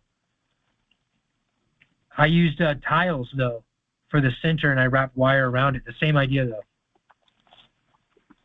That's a little bit heavy. I mean, when I'm wearing it, I'm like sweating I'm in Texas, so, it's too hot. So it's going to get colder next week. I thought about maybe taking the puff out of my puff jacket and making one of these in my puff jacket. Will that help too? Yeah, all of that will very much help. But where you're at right now is start messing with those magnets and those fields. All right, because you're at that point right now where you can take everything that you already know and increase all the effectiveness of it with putting the magnetic field or the dielectric field on it, in it, around it, that type of thing. Yeah, I went for a ride with just magnets, and amazingly, I mean, the magnets are a game changer. Yeah, and you're right there, Sandy. You've been doing everything. You're almost caught up with me, honestly.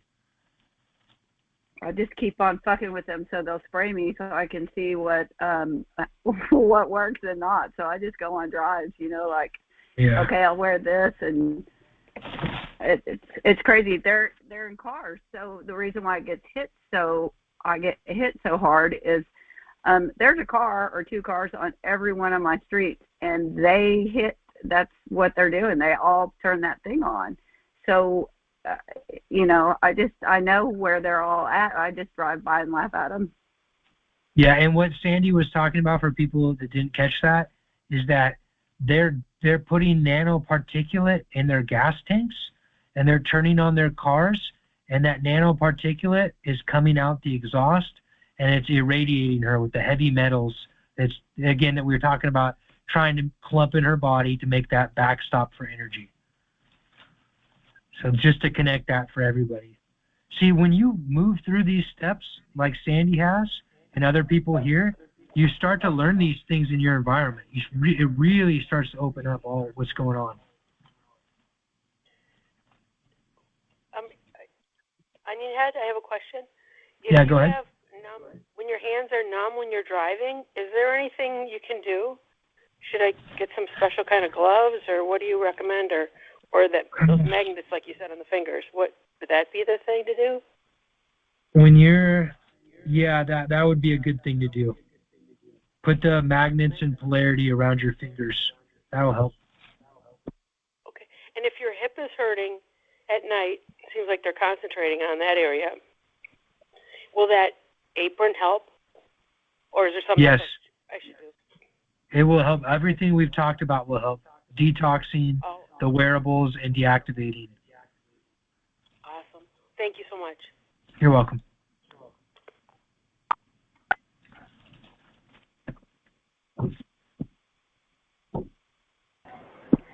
Hi, Andrew. Hello. Hi. How are you? I'm good. How are you? I'm good. I have a question. You talked about deactivating implants. You talked about detoxing, but what in particular can you do to get rid of the implants? Well, you see, that's a good question, but most of the implants that we're dealing with are very, very small. So, when you're talking about that small of something, you want to be as uninvasive as possible, which would mean that, using an EMP device, I think, is the best solution. When you use the EMP device, electromagnetic pulse device, like a modified stun gun, like we've been talking about, but there's also other devices you can build. It ruins the ability for the implant to convert one form of energy into another form of energy. And that's actually how the implant works, is converting magnetic fields into dielectric pulses. Okay? So, in my opinion, surgery is ridiculous. It's kind of out of the question because you're just going to get shot with more of these things. That's what they do. They shoot these things from a distance a lot of times, or they get them in break-ins, or they get them in surgery. If you surgically remove them, right, they're just going to put them back into you one way or another because they have many means to do it. The better thing to do is to run an electromagnetic pulse over them and render them inert. It's, and then they're so small, most of them, I'm sure a body will calcify them and deal with them over time. But I don't know. So an EMP device, what type of thing is that? Electromagnetic pulse. Right. You take a stun gun and you put a coil on the end of it, and you leave a spark gap on one side, and you've got yourself an EMP. Stun gun with a coil. Yep. You can buy that on Amazon? No, you can build one really easily, though. Do you live in a major city or a good-sized city? Yes, decent. Yeah, okay. Okay, yeah, you're close to everything then. I'm close to a lot of severe targeting is what I'm close to. Yeah, okay, so go and buy yourself a stun gun, and then you'll need glue, and you'll need wire, and you'll need a backing stick, like a ruler or something like that, and that's all the pieces you need, and you can have one of these things by the end of today. And how do you use it? You run it over your body. You hold it in one area for about a second, a little bit over a second, like 1,000, or I guess 1, 2, so like right in between 1 and 2. So it'll go like zzz, zzz, zzz, zzz, and you move it over your body at first, and that's how you'll deactivate the implants. How you build it is posted on Onionhead Andrew on Rumble and YouTube. There's 2 videos that show you. One's me, the other one's the creator of it. Forget his name right now. Yeah. All right. Yeah, it's Onionhead Andrew on Rumble and YouTube. Okay. Rumble is the main page. So that's I put that as number 1 in the paradigm is deactivating implants, because when you don't have the implants deactivated, it makes it really, really, really hard to do anything else. But That being said, if you can't or you don't want to, then start with the wearables. Start building wearables. And if you can't or you don't want to, then detox, right? Just, start detoxing heavy metals. When you do all three of those things together, the deactivating implants, the building the wearables, and the detoxing heavy metals, nanomachinery, you'll enter a new phase of your targeting. Okay, thank you. I've had an RF scan and I have implants, and then I had a body imaging done where she also identified implants. And I've had a lot of, on camera cloaks breaking in, and it's the weirdest thing. I can't see it with my eyes, but I can see it with the camera after the fact, because I always had my camera going, where they come in and they had this thing. It looked like a snake, almost like a fake snake, with it was long, and they kind of, because they don't get right next to you, but they kind of fling that over, and it sprays something that almost like a date rape kind of thing, and puts you out cold. You have no idea, and then you hear almost like a stapling going into your body.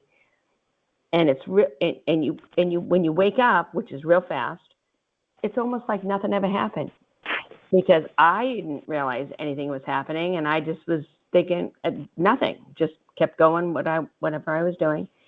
But then looking at my camera, I saw all that activity with this black cloak, with this snake image, this weirdest thing, and coming around me. I'm thinking, what the hell is that? The first time it happened, I had to go to the hospital. I didn't know what happened. Hold on a second, just so I can understand what you're saying. The camera was recording you sleeping?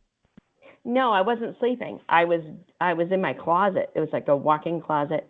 And that was one of the times. And things, I knew there was a lot of stuff going on in the house, and I always had my camera with me, just kind of looking in the closet, kind of walking around, because I was a mess. I'm nervous, thinking, something's going to happen. So I always had my camera, and I was moving things out of the closet, cleaning it out. And I apparently, according to the camera after the fact, there was two people in there, but one of them was a big person in a black cloak. And prior to coming on me, and I went to the ground, there was this long, at the end of it looked like a snake mouth. Okay. Like around me, almost spraying something on me. And I went down and didn't know anything. And then when I came back, I continued cleaning stuff out of the closet like nothing happened. But I didn't feel good. There was something wrong. And I had these big, right where you would put like an IV, like on the inside of the arm, all this big rash and this bubbles, like this waltz, and I had to go to the emergency room because I couldn't breathe. I was having obviously allergic to it or whatever it was. So I didn't know what happened. Yeah. Okay. So your camera recorded all this? Yeah. So then I had it on camera because I didn't know. I was going back into my camera and I saw all of it after I came back from the hospital. I thought, you got to be kidding me. Oh, hey, you know what? If you want to publicize this information or whatnot, and you've got it on camera, you should send it to me on my email. Okay, great. That sounds great. Yeah, and then I'll take a look at it and I'll tell you what I think about it. I definitely will. I uploaded it to this military forensic person, Amy Holmes. You probably heard the name. Yeah, I know Amy. Yeah, and she listened to the RF around it, and she said, and told me what was being said. Like there was somebody that said, help me, I'm stuck in the closet, I can't get out. And this person came in, and that's when they came in and they attacked me while they were there. No kidding. Oh, no kidding. You might have trapped a cloak in the closet. I was telling people about this. I've heard this happening to another guy. Help me, I need. Okay, so here's if we could just pause this for right now, and we'll continue it later privately. Send me an email, and let's start having a dialogue. Okay, and, that would be great. Yeah. That would be really great. And so that's how I know they got the implants. They would just come in and they were. They hit you with. Sorry for interrupting. This is great though. If you got all that information, please get it to me. What I think happened, this happened to me one time, is they hit you with an aerosolized scopolamine. All right. What that does is it knocks your consciousness out, but it keeps you awake. Right. So if somebody was looking at you, they wouldn't think anything was wrong, but you can't remember any of it. Like you're like in a zombie state. No, I nothing. I didn't remember a thing. Yeah, the same thing happened to me. I was walking in the street. Some Israeli girl sprayed it on me when I was in Bolivia. But either way, let's talk about this privately, if you don't mind. Is it your email? Is it the ACOLE 9689 at Hotmail? Yeah, definitely. That's okay. I'll send that. And there was two situations. There was that one, and there was another one out in the yard. So I can send both of them because she identified, what was being said and, all around that. Well, hey, if this is, sorry for interrupting you, if this is good footage, which it sounds like it is, then me and Amy and you, maybe we can all get together and just do a little video, do a quick video for it, 5 minutes, 10-minute video. Oh, that'd be great. Okay, wonderful. Last question is, when I'm being attacked, I seem to get this burning, this serious burning, right under my rib cage, like on my backside on the right, under my rib, like kind of where the gallbladder is, right in there. Unbearable. And I'm wondering, is it because I have some type of implant there? I mean, I don't understand that particular. It almost feels like a heartburn, but it's in that strange area over there. It's the same thing we've been talking about. If it's not an implant, it's nanomachinery heavy metals by itself. If it is an implant, it's an implant with nanomachinery heavy metals right next to it. All right, that whole thing creates like a backstop, like a wall for the frequency to be able to interact with. Always in the same spot, always. Well, no, that's just will be if they're hitting you in the same spot, that's the specific outcome they're going for. What I told you earlier, or what I said earlier, excuse me, not to you, but to everyone, is liver failure, kidney failure, gallbladder, pancreas, heart attack, cancer, stroke, tumors. Those are specific outcomes that they're trying to derive in people. Every target, they've got a different set of specific outcomes, both social engineering and physiologically, that they're trying to derive. Sounds like for you, they're focusing on your gallbladder, like you were saying. I don't know, just based off what you were just saying. Well, I had it out. I had the gallbladder out. I had it out, and they said they put a metal plate in there, which is odd because usually put a stent or something. So I was thinking maybe it's because of the metal that they put in there. I don't know. No, that's exactly it. You nailed it. You got it. If you don't have that organ in that space, then that space is like an empty area with it's got less compressionary forces, like compression to squeeze, than the other parts of your body. So that they can pump more heavy metals. They'll target that area to get more heavy metals and nanomachinery to clump in that area, right? So because you've got nothing, you don't have the thing that's normally there, but you still have that space. And then on top of it, they put that metal plate there. Metal plates are conductive. They can potentially generate even more of a magnetic charge or dielectric charge, because that's what conductors do. They conduct either whichever field. And I know that a lot of that's out there for you right now because you're just hearing about this the first time. But either way, just heavy metals are clumping in that spot, and they're getting hit with directed energy weapons. Oh, wow. Okay. Yeah. Wonderful. All right. I'll email you. I appreciate that. Thank you. You're welcome. Hey, Kimberly, go out, get that stun gun, and get going if you want. That will change your life the most in the next few days. The next 3 days could be huge for you. Awesome. So buy the stun gun and then glue on the copper wire? Yeah, you'll see the video, and you've got my email. If you've got any questions, I'll walk you through it. All right, awesome. Thank you. God bless. Hey, Andrew. Hey, Krista, how are you? Hey, Krista. Hey, I had a quick experience I just want to share with you and everyone. There's, I believe, a video camera in my outlet, and it's the, you know how you have outlets, some are like master outlets, some are green with a reset buttons, and some are not.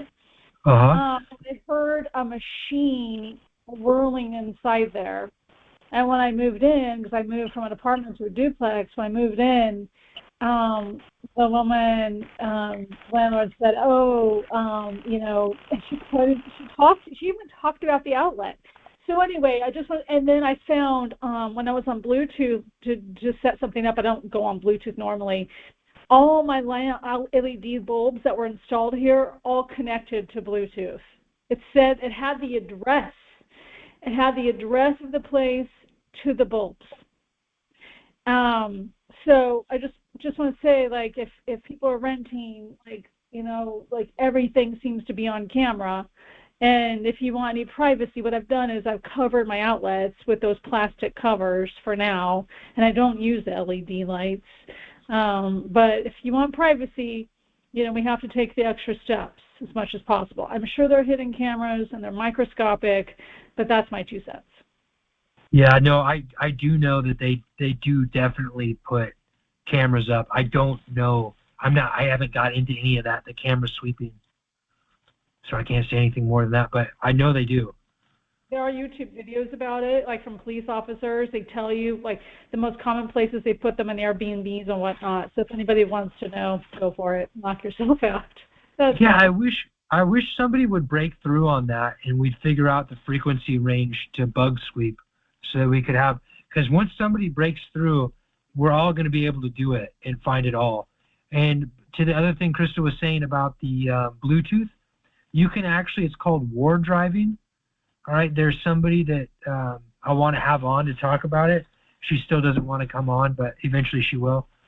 And you can war drive in your environment and find all these markers and things that are talking to the Bluetooth system that are enabling your targeting. When I did this a few years ago at the last place I lived at, there was literally like 130 of these markers put around my house. So that came up on the Bluetooth, that there were like things there, but when you go there, there's nothing. I think the majority of that was to geofence. But, thank you. Yeah, thanks, Krista. I have a question. Okay. It kind of pertains to what the caller was saying about the cameras and the video footage.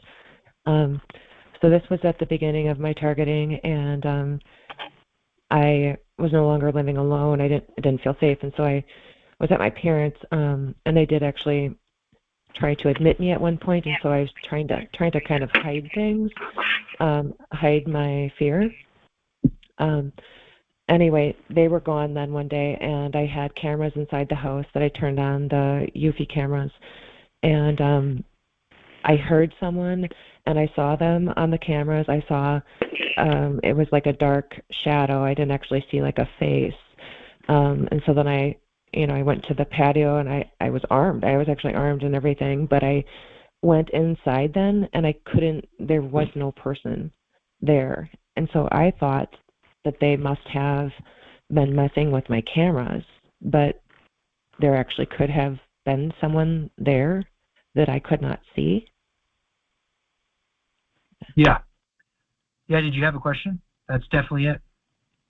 Yeah, that's my question. I'm just wondering so there actually could have been a person there, not just messing with my cameras and making me see an image that was on the camera. Definitely. Invisibility cloaks have been around since the early 80s, as far as I know. Probably before that, but that was the first reliable evidence of it, was 82.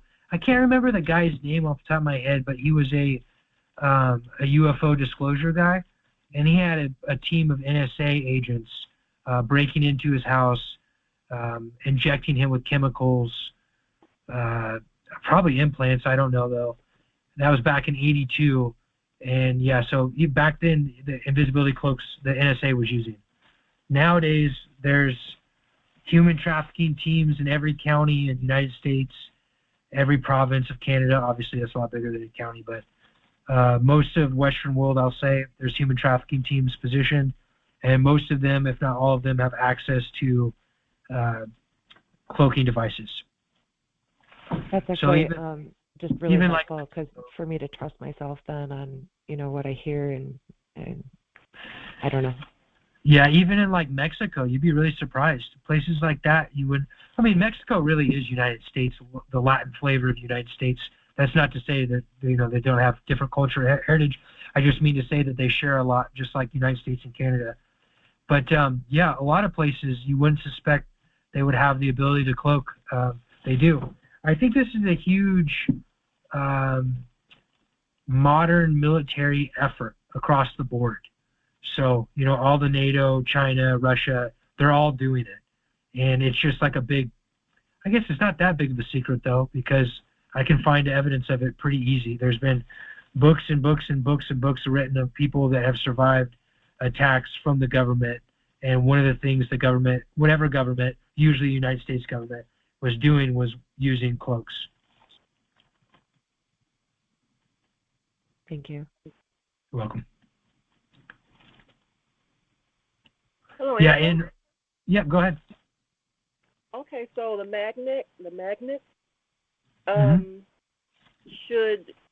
which ones are the best, round ones or the square ones? It's not, the shape does matter later on when you figure them out a little bit better. You'll understand what I'm saying later on. But the more important thing is the material they're made out of. The ceramic ones are way less powerful than the neodymium. Neodymium, the rare earth magnets, are way, way more powerful. Okay, so it doesn't matter then if it's square or round? It doesn't matter that much based on until you focus in on an application. So one application I was talking about earlier was wearing them as rings. You would want either a circle or a square that was less wide than your finger, right? Just because you're going to wear it as a ring. If you're going to put it on your ear, you want one that's less powerful so it doesn't hurt your ear, right? Or your nose for that matter. What about wearables? Yeah, you can put it on your wearables, like what we were talking about. You can put them on the conductive layer of the wearable. So what is the conductive layer? That's the metal layer. That's metal tape, aluminum foil, mylar. Mylar is made out of aluminum. That's why it's conductive. What else did I say? Just conductive material.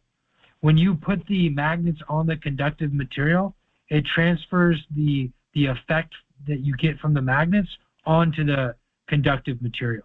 So the conductive material ends up being a carrier for that full effect, whatever it may be. Mhm. So how many do you think is enough to Now that's I get the gist of what you're saying. Sorry for interrupting you. It's the timing of the internet. It's fine. Okay, yeah, I always apologize. With the timing of the internet, it's very difficult for me. It's going to be not ever enough, or it could be too little, but it will never be enough. And what I mean by that is that the counterintelligence, torture, human trafficking teams, that's what they are, they will adapt. This is their job. This is what they do. If you have a certain, let's say, preponderance of a dielectric field, which is when you hold the magnets in polarity or attraction, if you were to put a conductive layer in between that and you had too much of that, then they will adapt their weapon systems to overcome that. Now, the opposite is true. If you put too much reverse polarity into that conductive material, they'll overcome that, right? This is their job. They're getting these measurings and these readings, and they're seeing what's effective and what's not effective based off their activity. And if you're truly targeted, then you've got 3 teams on you, 24-hour cycle. And, at night they might only have 1 or 2 or 3 people, but during the day they might have upwards of 10, 15, 20. Just depends on where you are and what you're doing. Some days I've seen literally hundreds of these people.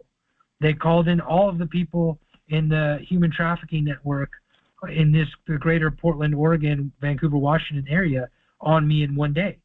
And I've gone through that too. So either way, not to talk about me, they will adapt to what you're doing. What's important for you is to work through the paradigm of deactivating implants, messing around with the wearables, like you're talking about, and detoxing nano. When you do those 3 things in conjunction, then you're really going to be flying. And then you can adapt, by day, by hour, by week, whatever you need to, you'll be able to adapt as you learn how to adapt. But right now, it's like ski class. And we're in the classroom, and I'm telling you how to ski. And now you got to take this information, you got to go out and you got to try skiing yourself. And then you come back to me and I'll tell you some new things, right? But you got to do all 3 of those things to have a real big effect. Sorry, was that too much? No, it's fine. I'm going to look at your video later on. I think you said number 13? Yeah, I've got every one of these. This is recorded right now too. It will be posted pretty much as is unless somebody emails me and says they don't want to be on the video. Please delete their part. I'll go back and delete it. But every class we've done is posted on Onionhead Andrew on Rumble or YouTube. And then on the Rumble, which is the main page, there is a plethora of videos that sources all of these claims that I'm making going before the classes started. Before I started talking to people, I was doing all these things more or less with myself and like getting all the evidence of it and publishing it for people. I only started these classes because I realized that the matter needed me to be talking about it publicly in a concise way. Oh, yeah, and I did buy some of the charcoal, and it really did help. That's great. Buy that stun gun. If you want, obviously, if you want. Mm-hmm. Okay, well, thank you. You're welcome. Thanks for talking. Stun gun's a game changer. If you haven't done that, that's the main thing. Okay, hey guys, we're into this 2 hours. Does anybody have any more questions?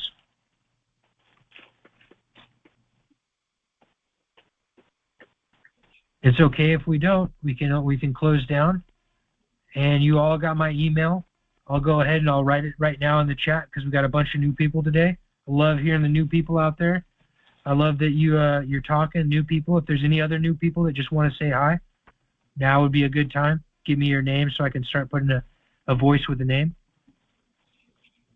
Hi, Andrew. This is Regina. I have a question. Is there any way that they can do, put radiation through your refrigerator if you're living next door to somebody that is targeting you? Yeah. What they would do is they would geofence, which is to say put, what is that called? Geospatial markers? What's that? GPS. Like a GPS marker on your fridge, and then they would release aerosols into your near environment like they're always doing, guide them to the fridge so that your fridge uptakes them. They get in the fridge, the particles, and they circulate around the food and make the food toxic. The best thing to do to counter that is to take your food and put it into a 3 millimeter thick trash bag. Okay, do you know anything that they could do with stereo speakers? That's what they were talking about with the refrigerator as well. That might be the psychological operation to confuse you. Okay, thank you. You're welcome. Did you get the trash bag part, though? You understand what I'm saying? I did. I just brought some today. Perfect. Yeah, put your food in the trash bags and go ahead and double layer it just because you know they're doing it really hard right now, and the problem should be done. Hi, Regina. Go ahead. Sorry, I just I'm wanted to sorry. check with. I just wanted to check with Regina. If your speakers are Bluetooth, I've had so many of them knocked out. And what is the worst thing for speakers is microwave. So I think she was saying with your fridge.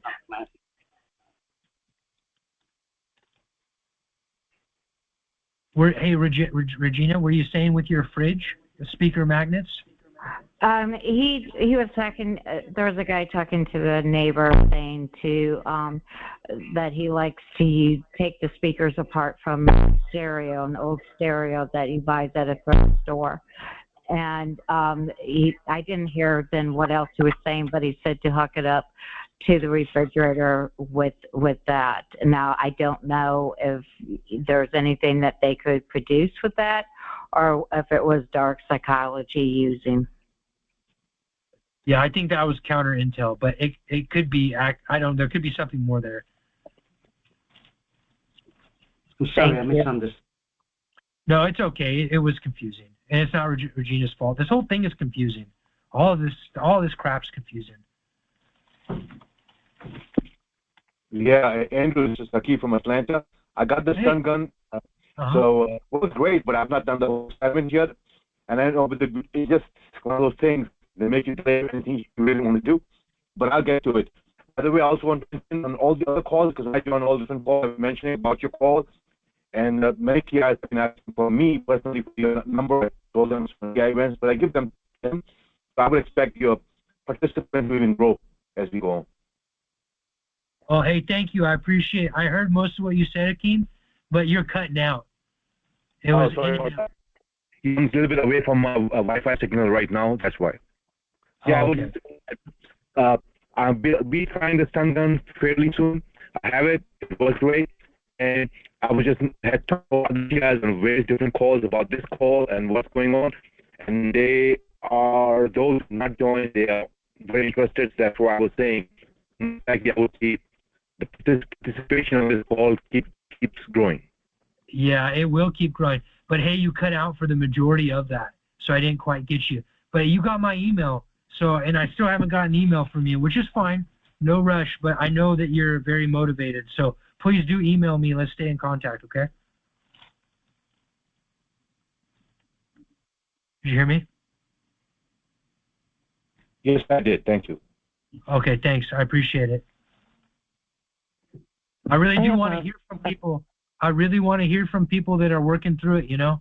I really want to, because it helps me know where everyone's at and how to move forward, what information people need. I just have a quick question. I was making the stun gun with someone else, and she actually made it before me and was teaching me. And hers, she had the spark gap between the stun gun and then the wire a little bit too far. And mine, I made sure then that, but it worked. Like, it felt amazing. But then I made mine, and I did it with the 8-inch, and it didn't help as much. And she said that she actually fixed hers because, you know, she thought it was too far. And then when she went back to that 8-inch, she agreed that it wasn't as helpful. So I'm wondering, in that case, with the stun gun, we had the same one that we had bought. Is there anything unsafe if we just do it a little bit farther away then, if that felt better? It's not that it's unsafe. It's that it's just, well, it just, you get more space means that there's a more chance of it shocking you. Now, you could call that unsafe for sure, but if you get shocked, it's not that big a deal. It will not kill you. Because it was significantly better. We both agreed, and so I don't know. I kind of would like to just make it that way. Well, go ahead if you want to. I prefer to keep the spark gap very small, like 1/8 of an inch or a little bit more, because it still produces an electromagnetic pulse and there's less chance of it shocking you. But we're all adults here, so, you know. Gotcha. Thank you. You're welcome. Okay, so we're at 2 hours and 10 minutes. We're going to close up in the next 15 minutes. If anybody new wants to say hi, it's a great time to do it. If not, you know, any questions, obviously.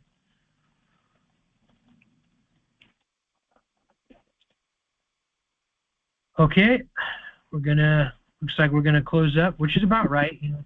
All right, unless somebody wants to talk, go ahead. It's not about any of the technological parts of this, though. I've been having a hard time at work. It seems like they're trying to get me fired. I've been fired from 2 jobs already. And I'm just wondering if there's anything I can do so I'm not fired.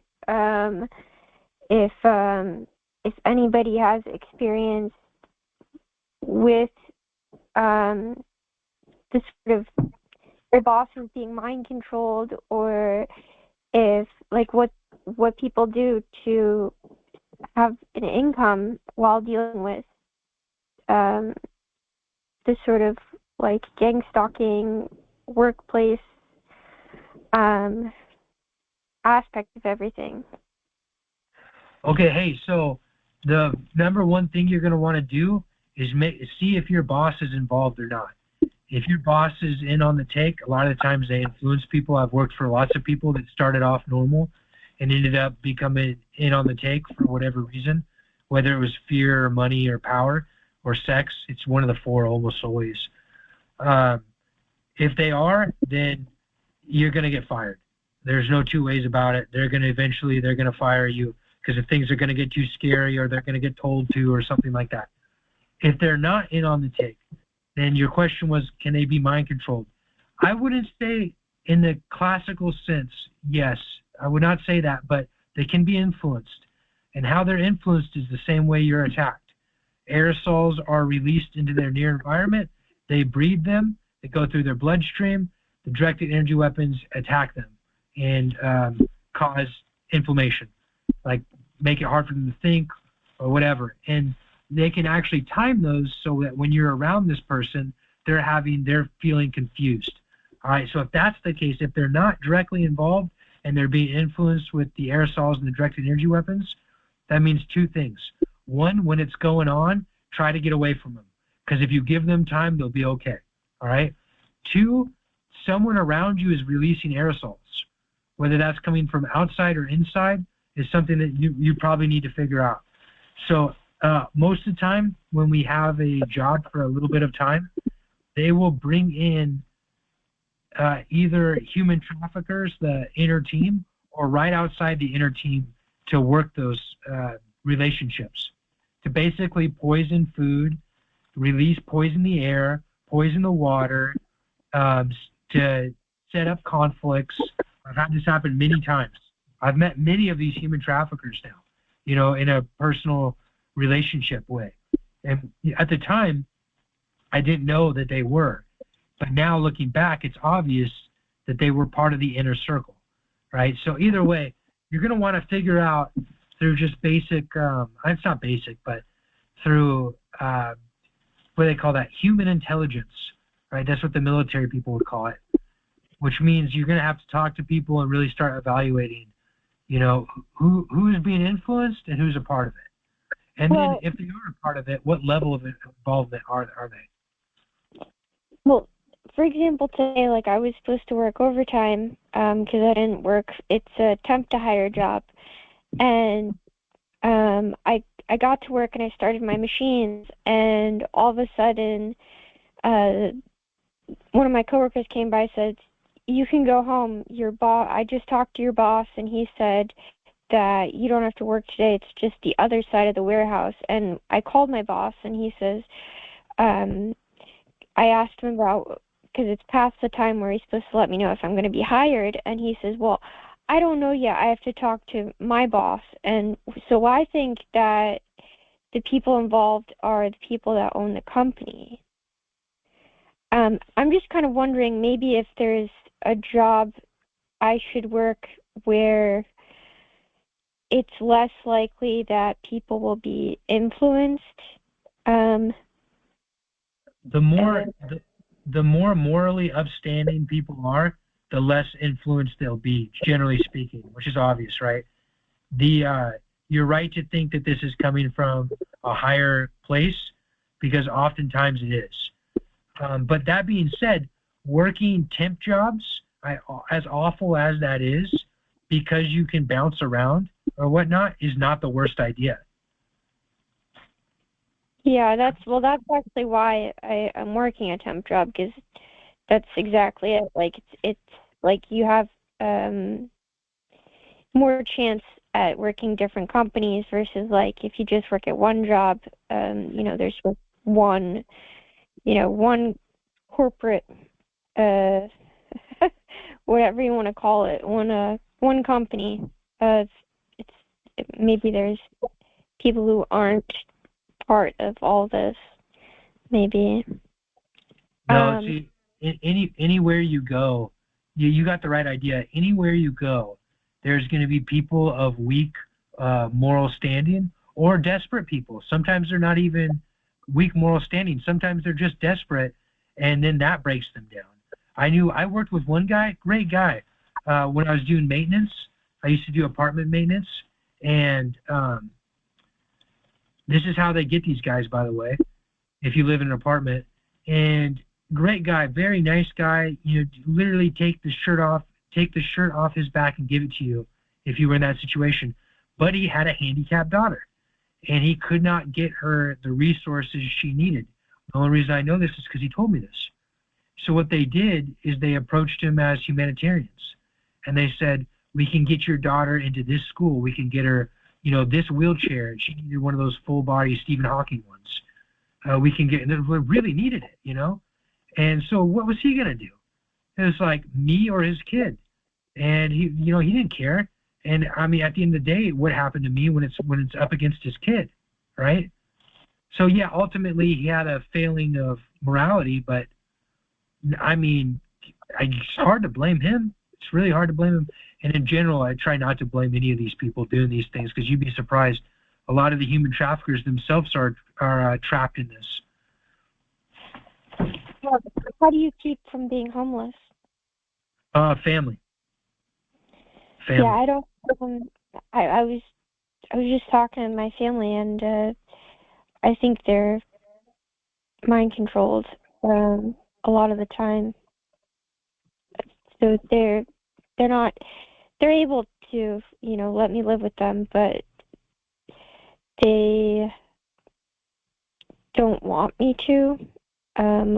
We don't have a bad relationship, but they just have excuses. Yeah, well, when they go after one of us, right, they go after all of us.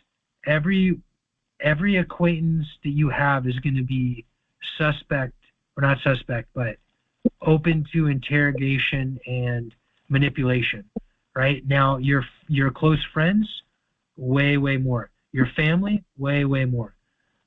It benefits you and your family. This is true of almost every target. Sometimes not, because of some past histories, to live with each other. If you can watch out for each other, there's almost nothing better than that, So that's what we do. That's what I do here. I know. I really wish my family could, be willing to let me live with them, but they're just not. So I don't have anyone except for myself. Well, hey, keep coming on to the various calls. Like, this isn't much of the place for it, but there are other people. Somebody was saying in the comments, PAX International, but of course you want to be careful of any group, and that's not to say that this person that was saying it is a spook or anything like that. But there are plenty of fake targets that are trying to entrap real targets in these living conditions. I just was dealing with trustworthy to me. Yeah, you got to just keep trying to network, and keep trying to find somebody that will want to do something like that. But you're better off, honestly, obviously, with your family by far. Thank you. You're welcome. I'm sorry I don't have better answers for you, but if we had organizations and safe spaces right now, we would know about it, Yeah. But there's no. Andrew. Sorry. Go ahead. No, I was just going to say there's no one thing right now, because the government will literally murder, rape, and kill to make sure that doesn't happen right now. Wherever you are. Go ahead. I just wanted to ask you if you would repeat the terminology that you used. It was 4 words, and the last 2 were human trafficking. Neural weapons, human trafficking, or counterintelligence, human trafficking torture teams. I think both of those are the most accurate description of who's doing this. Okay, thank you. You're welcome. And ultimately, they're trained counterintelligence, usually from the military, and then they're torturing, which is part of counterintelligence and intelligence. But go ahead. Yeah, I just want to say hi.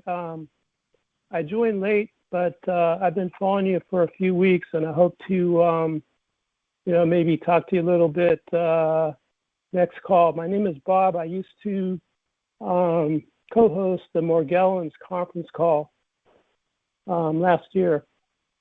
But anyway, one specific question I had for you is I've been having a little trouble with my stun guns. I'm on my 3rd one. Mm-hmm. And so I was looking into the high-powered EMP generator. I watched your videos, or a couple of them. So I think there's one where you have, it looks like it's almost like you have an EMP handheld device that comes off of that. Yeah. Right?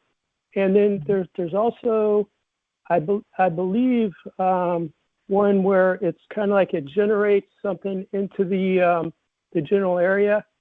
It's not with a device that you actually put next to your body.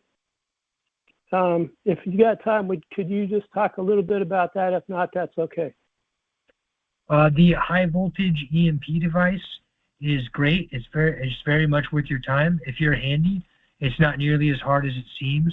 There's only really one tricky part in it, and that's the wiring of the what's that called? Oh man, I'm totally blanking right now the name of the switch.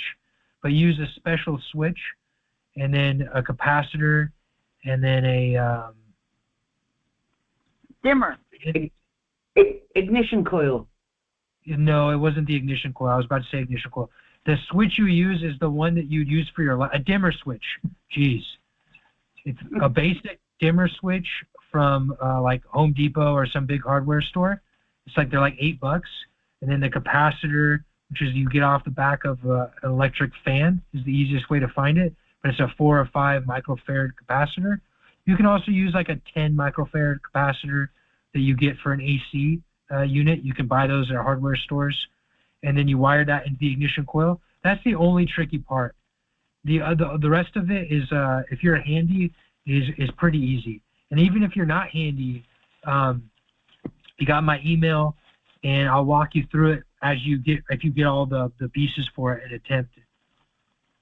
We've done that before. Yeah, I'm handy. So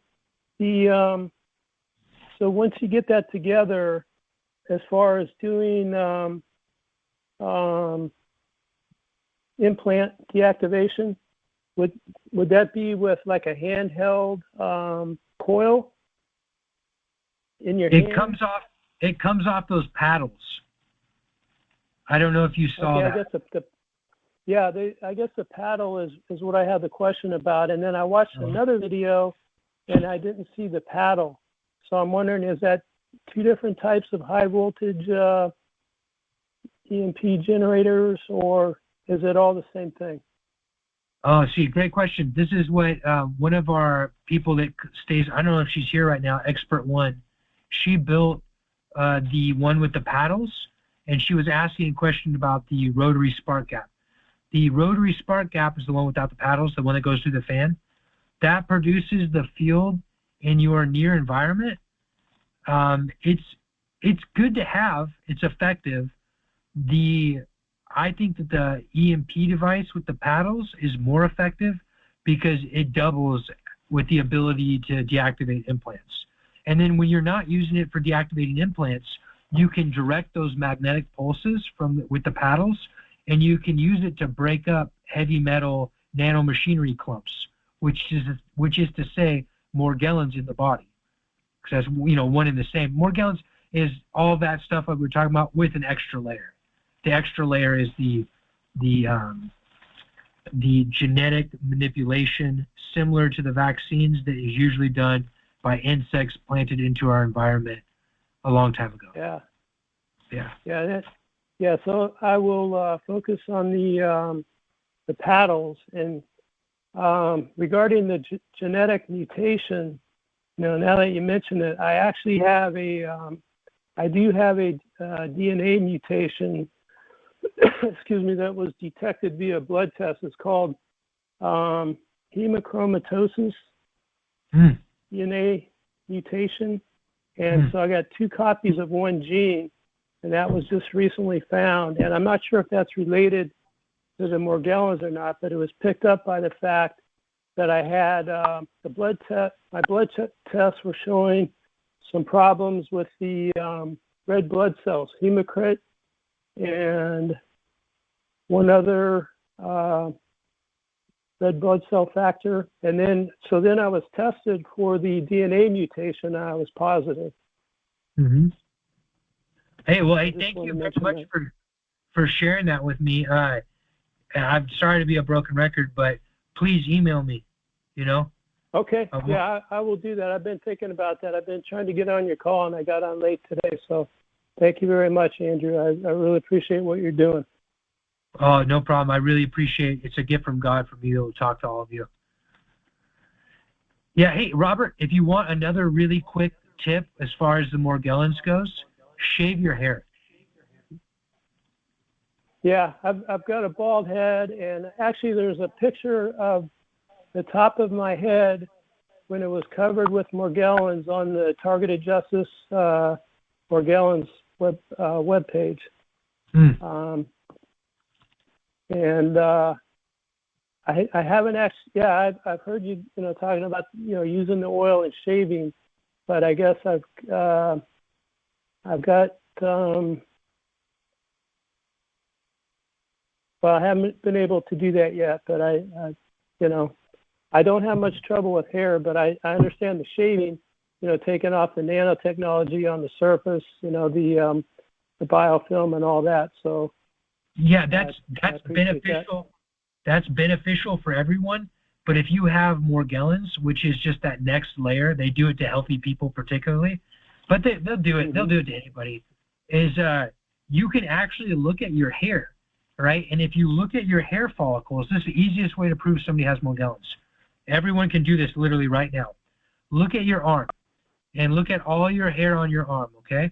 If you've got 2 hairs coming out of one follicle, in a very repeatable, you can see it many times, not just an off one, but you'll see it like 1 in every 50 follicles that's got hair coming out of it. And one of the hairs will be your regular hair, and the other one will be thick and black and weird, just not right. You can literally, you can move your hand over those 2 hairs coming out of the same follicle, and that second one that's not right, whatever you find this, your arm, the easiest way, will literally react to the magnetism of moving your hand over it. All right, anybody can do this. You can do it right now. It's very simple to do. If you thought you've had Morgellons just based off of other people's testimony, just look for those 2 hairs coming out of one follicle, not just your off, but you'll see it over and over and over. So when you shave your hair, yes, it takes the bioplaque off. Great for everybody. But specifically for Morgellons people, it stops that second hair from growing out. It's not really hair, but that's that genetic manipulation from growing out and falling down on the bioplaque. When it falls down on the bioplaque, it becomes a lattice for the bioplaque and allows the bioplaque to become even thicker. So if you had a history of being like a health nut before targeting, which is usually the case of people that are targeted and have Morgellons, this is why they did it to you, so that they can build up the bioplaque even thicker on you and in you. I lost all the hair on my arms like 15 years ago. I just one day was just gone, and that's probably a sign of radiation exposure, right? Well, take the razor out and shave it, and what you might find, this is for everybody. All right, shave. What you'll find, there's nothing easier you can do that's better for you. What you will find is that there's got these bioplaques that are thick on you, and underneath the bioplaque, you probably still have hair. All right, forever I was like, where did my hair go? Like on my legs and stuff.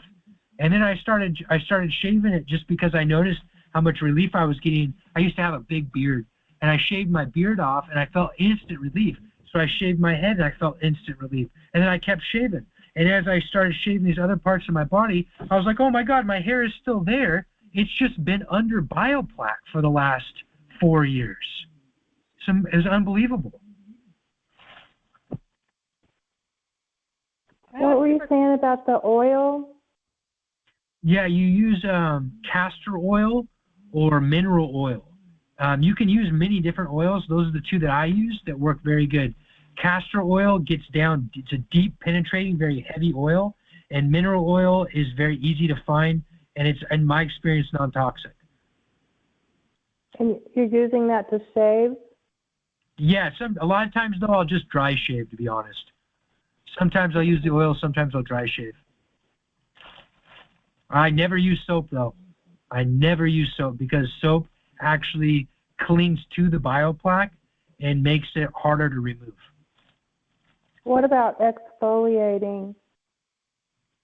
I wouldn't know particularly, to be honest. Oh, okay. I would like use washing oil. with a granular. Yeah.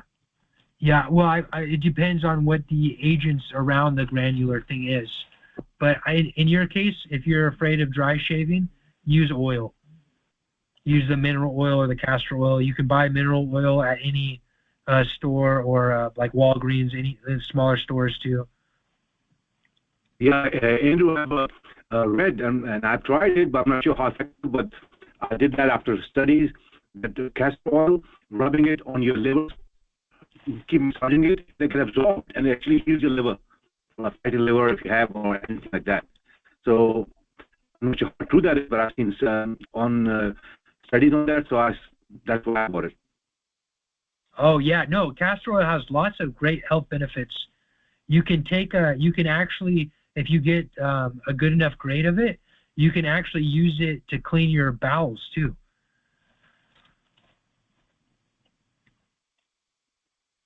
Okay, guys, we're at 2.5 hours. Really appreciate. Yeah, go ahead. One question about the sun gun. You said it doesn't, it won't, GPS won't reflect that. So, I mean, like when we go to stores, they know we're coming before we're there. Will they still know that? Yeah, but they would know that. They would know that because they've got, $300,000, $500,000 worth of employees following you around anywhere. They're going to know, unfortunately, they're going to know all that stuff. Because literally, when I say they're human traffickers and there's teams of them, that's not an exaggeration. This is literally what they're doing. It's not remote. There's somebody there. There's teams of people there facilitating all of this.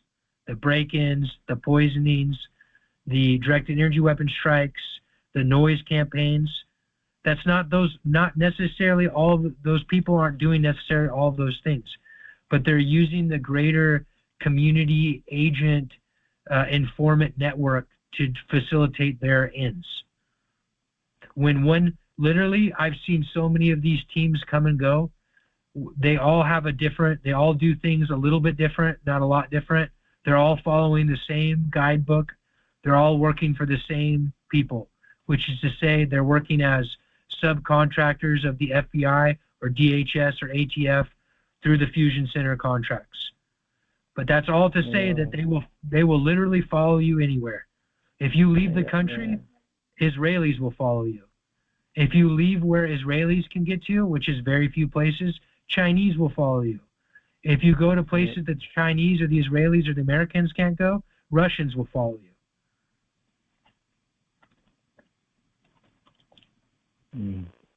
Yeah, it's depressing. I know. It really is the one world system. I'm sorry for being a little verbose about that. Yeah, even if, they know when I'm going to leave my house, just because they're listening to what I'm going to do, they can tell. They got people walking right in front of me. I'm thinking carrying, now they got dogs too. The dogs sniffing out stuff, and I don't know what they, you always tell. Yeah, it's the new military, it's the new police, and it's the new type of society these people want to build, right? And it's not necessarily the human traffickers, but the global elite that pay for all of this, and that's really it. This really is the new world order, or whatever you want to call it, the new system, techno feudalism, whatever you want to call it. This really is it, and we really are on the cutting edge of it. So, each one of you is incredibly important. And that's why I always say this is a blessing from God that I'm able to tell you all these things. Each one of you is a node of unbelievable importance that you wouldn't understand, that I barely understand. And I've seen these Israelis. I've seen hundreds of people, as I'm sure some else of you, follow me around the world. If any of you go anywhere, this is the type of pull that you have. Each one of you is incredibly important. The things that are happening around you is incredibly important. It's the real thing. Russia, Ukraine, yes, there are people dying there, but the geopolitical conflict is fake. All right? The people that run Ukraine are influenced by our deep state. The people that run the Russian deep state are influenced by the Israeli deep state. And guess who influences our deep state? The Israeli deep state. And that's all influenced by Switzerland and the corporate families and stuff. And the corporate families are at the top of it, right? Which a few hundred years ago, those corporate families were called monarchs. They were the kings and queens of Europe, or pick your place. The Sikhs, or not the Sikhs, excuse me, the sultans of Saudi Arabia, or before it was Saudi Arabia, whatever, you get the point. They were the rulers of yesteryear. Now they're the corporate families. They're the ones behind all of this, and I'm rambling. But you're all very, very important to this whole thing that's really happening in the world here in 2025, moving into 2026. Pretty soon there's going to be World War III. That's all going to be a cover to do what they're doing to us right now. That doesn't mean people won't die. People are already dying. All right, like I said, Russia, Ukraine, it's the real beginning of World War III. It already started. All right, and we're just going to watch it blow up now. But the real thing that's happening, the real thing that they're really after, the people that are doing this in the world, right, the people that don't belong to Russia or United States or Israel or China, that are dual, quad nationals that don't view themselves as a citizen of any country, but a citizen of the world. This is what they're doing. They are developing nanotechnology and directed energy weapons to interface with them, right, so that they can entrap the future generations one by one into a techno-feudalist model, into 15-minute cities and a smart grid in which no one can escape. This is the real deal. Each one of you is incredibly, incredibly important to it. All right, with that being said, before I keep rambling, I think we're going to call it. Andrew, I'll be playing. One quickly. I'll be playing some of your videos on. I do play videos on PAX International Call at night, like targeting videos, and so I might be playing a couple of your shielding videos for the TI community later on tonight. Oh, hey, thank you. You know what? I have been getting people reaching out from me from Europe. I think they're watching your stuff, Hakeem. Thank you. Thank you. Can I just tell you? Trump announced he was going to. He announced something about the freedom cities, and so they're actually the 15-minute cities, enslavement cities, I guess. But do you think that he ever actually really had a thought that he could, oppose this system, or he knew all along that he would just be used to help advance it, the globalist plan? I don't want to irritate anybody here, so I'm going to keep this really short. Trump is from a family that's was one of them in the old world in Germany, the Drumps, whatever. They were I don't want to piss anybody off, but Trump is one of them. That's all you need to know. His dad invented the way, or not invented, but popularized the way grocery stores work today. Also had a big deal with how apartments are organized today. All right? The Trump family has been incredibly important to the one world power system that we're seeing currently play out today. And it's not just Trump, it's all of them. Obama, anybody you see get to that level. But either way, we don't need to delve too far into that. All right. Again, God bless us, and okay, one other one, real quick. No, I was just going to say thank you. Oh, you're welcome. I appreciate that. May God have mercy on us, and may God bless us. And I'll see you all again next week. It's been a real pleasure.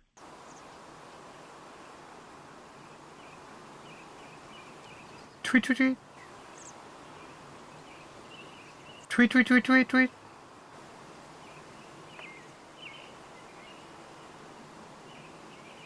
Ooh, ooh, ooh, ooh.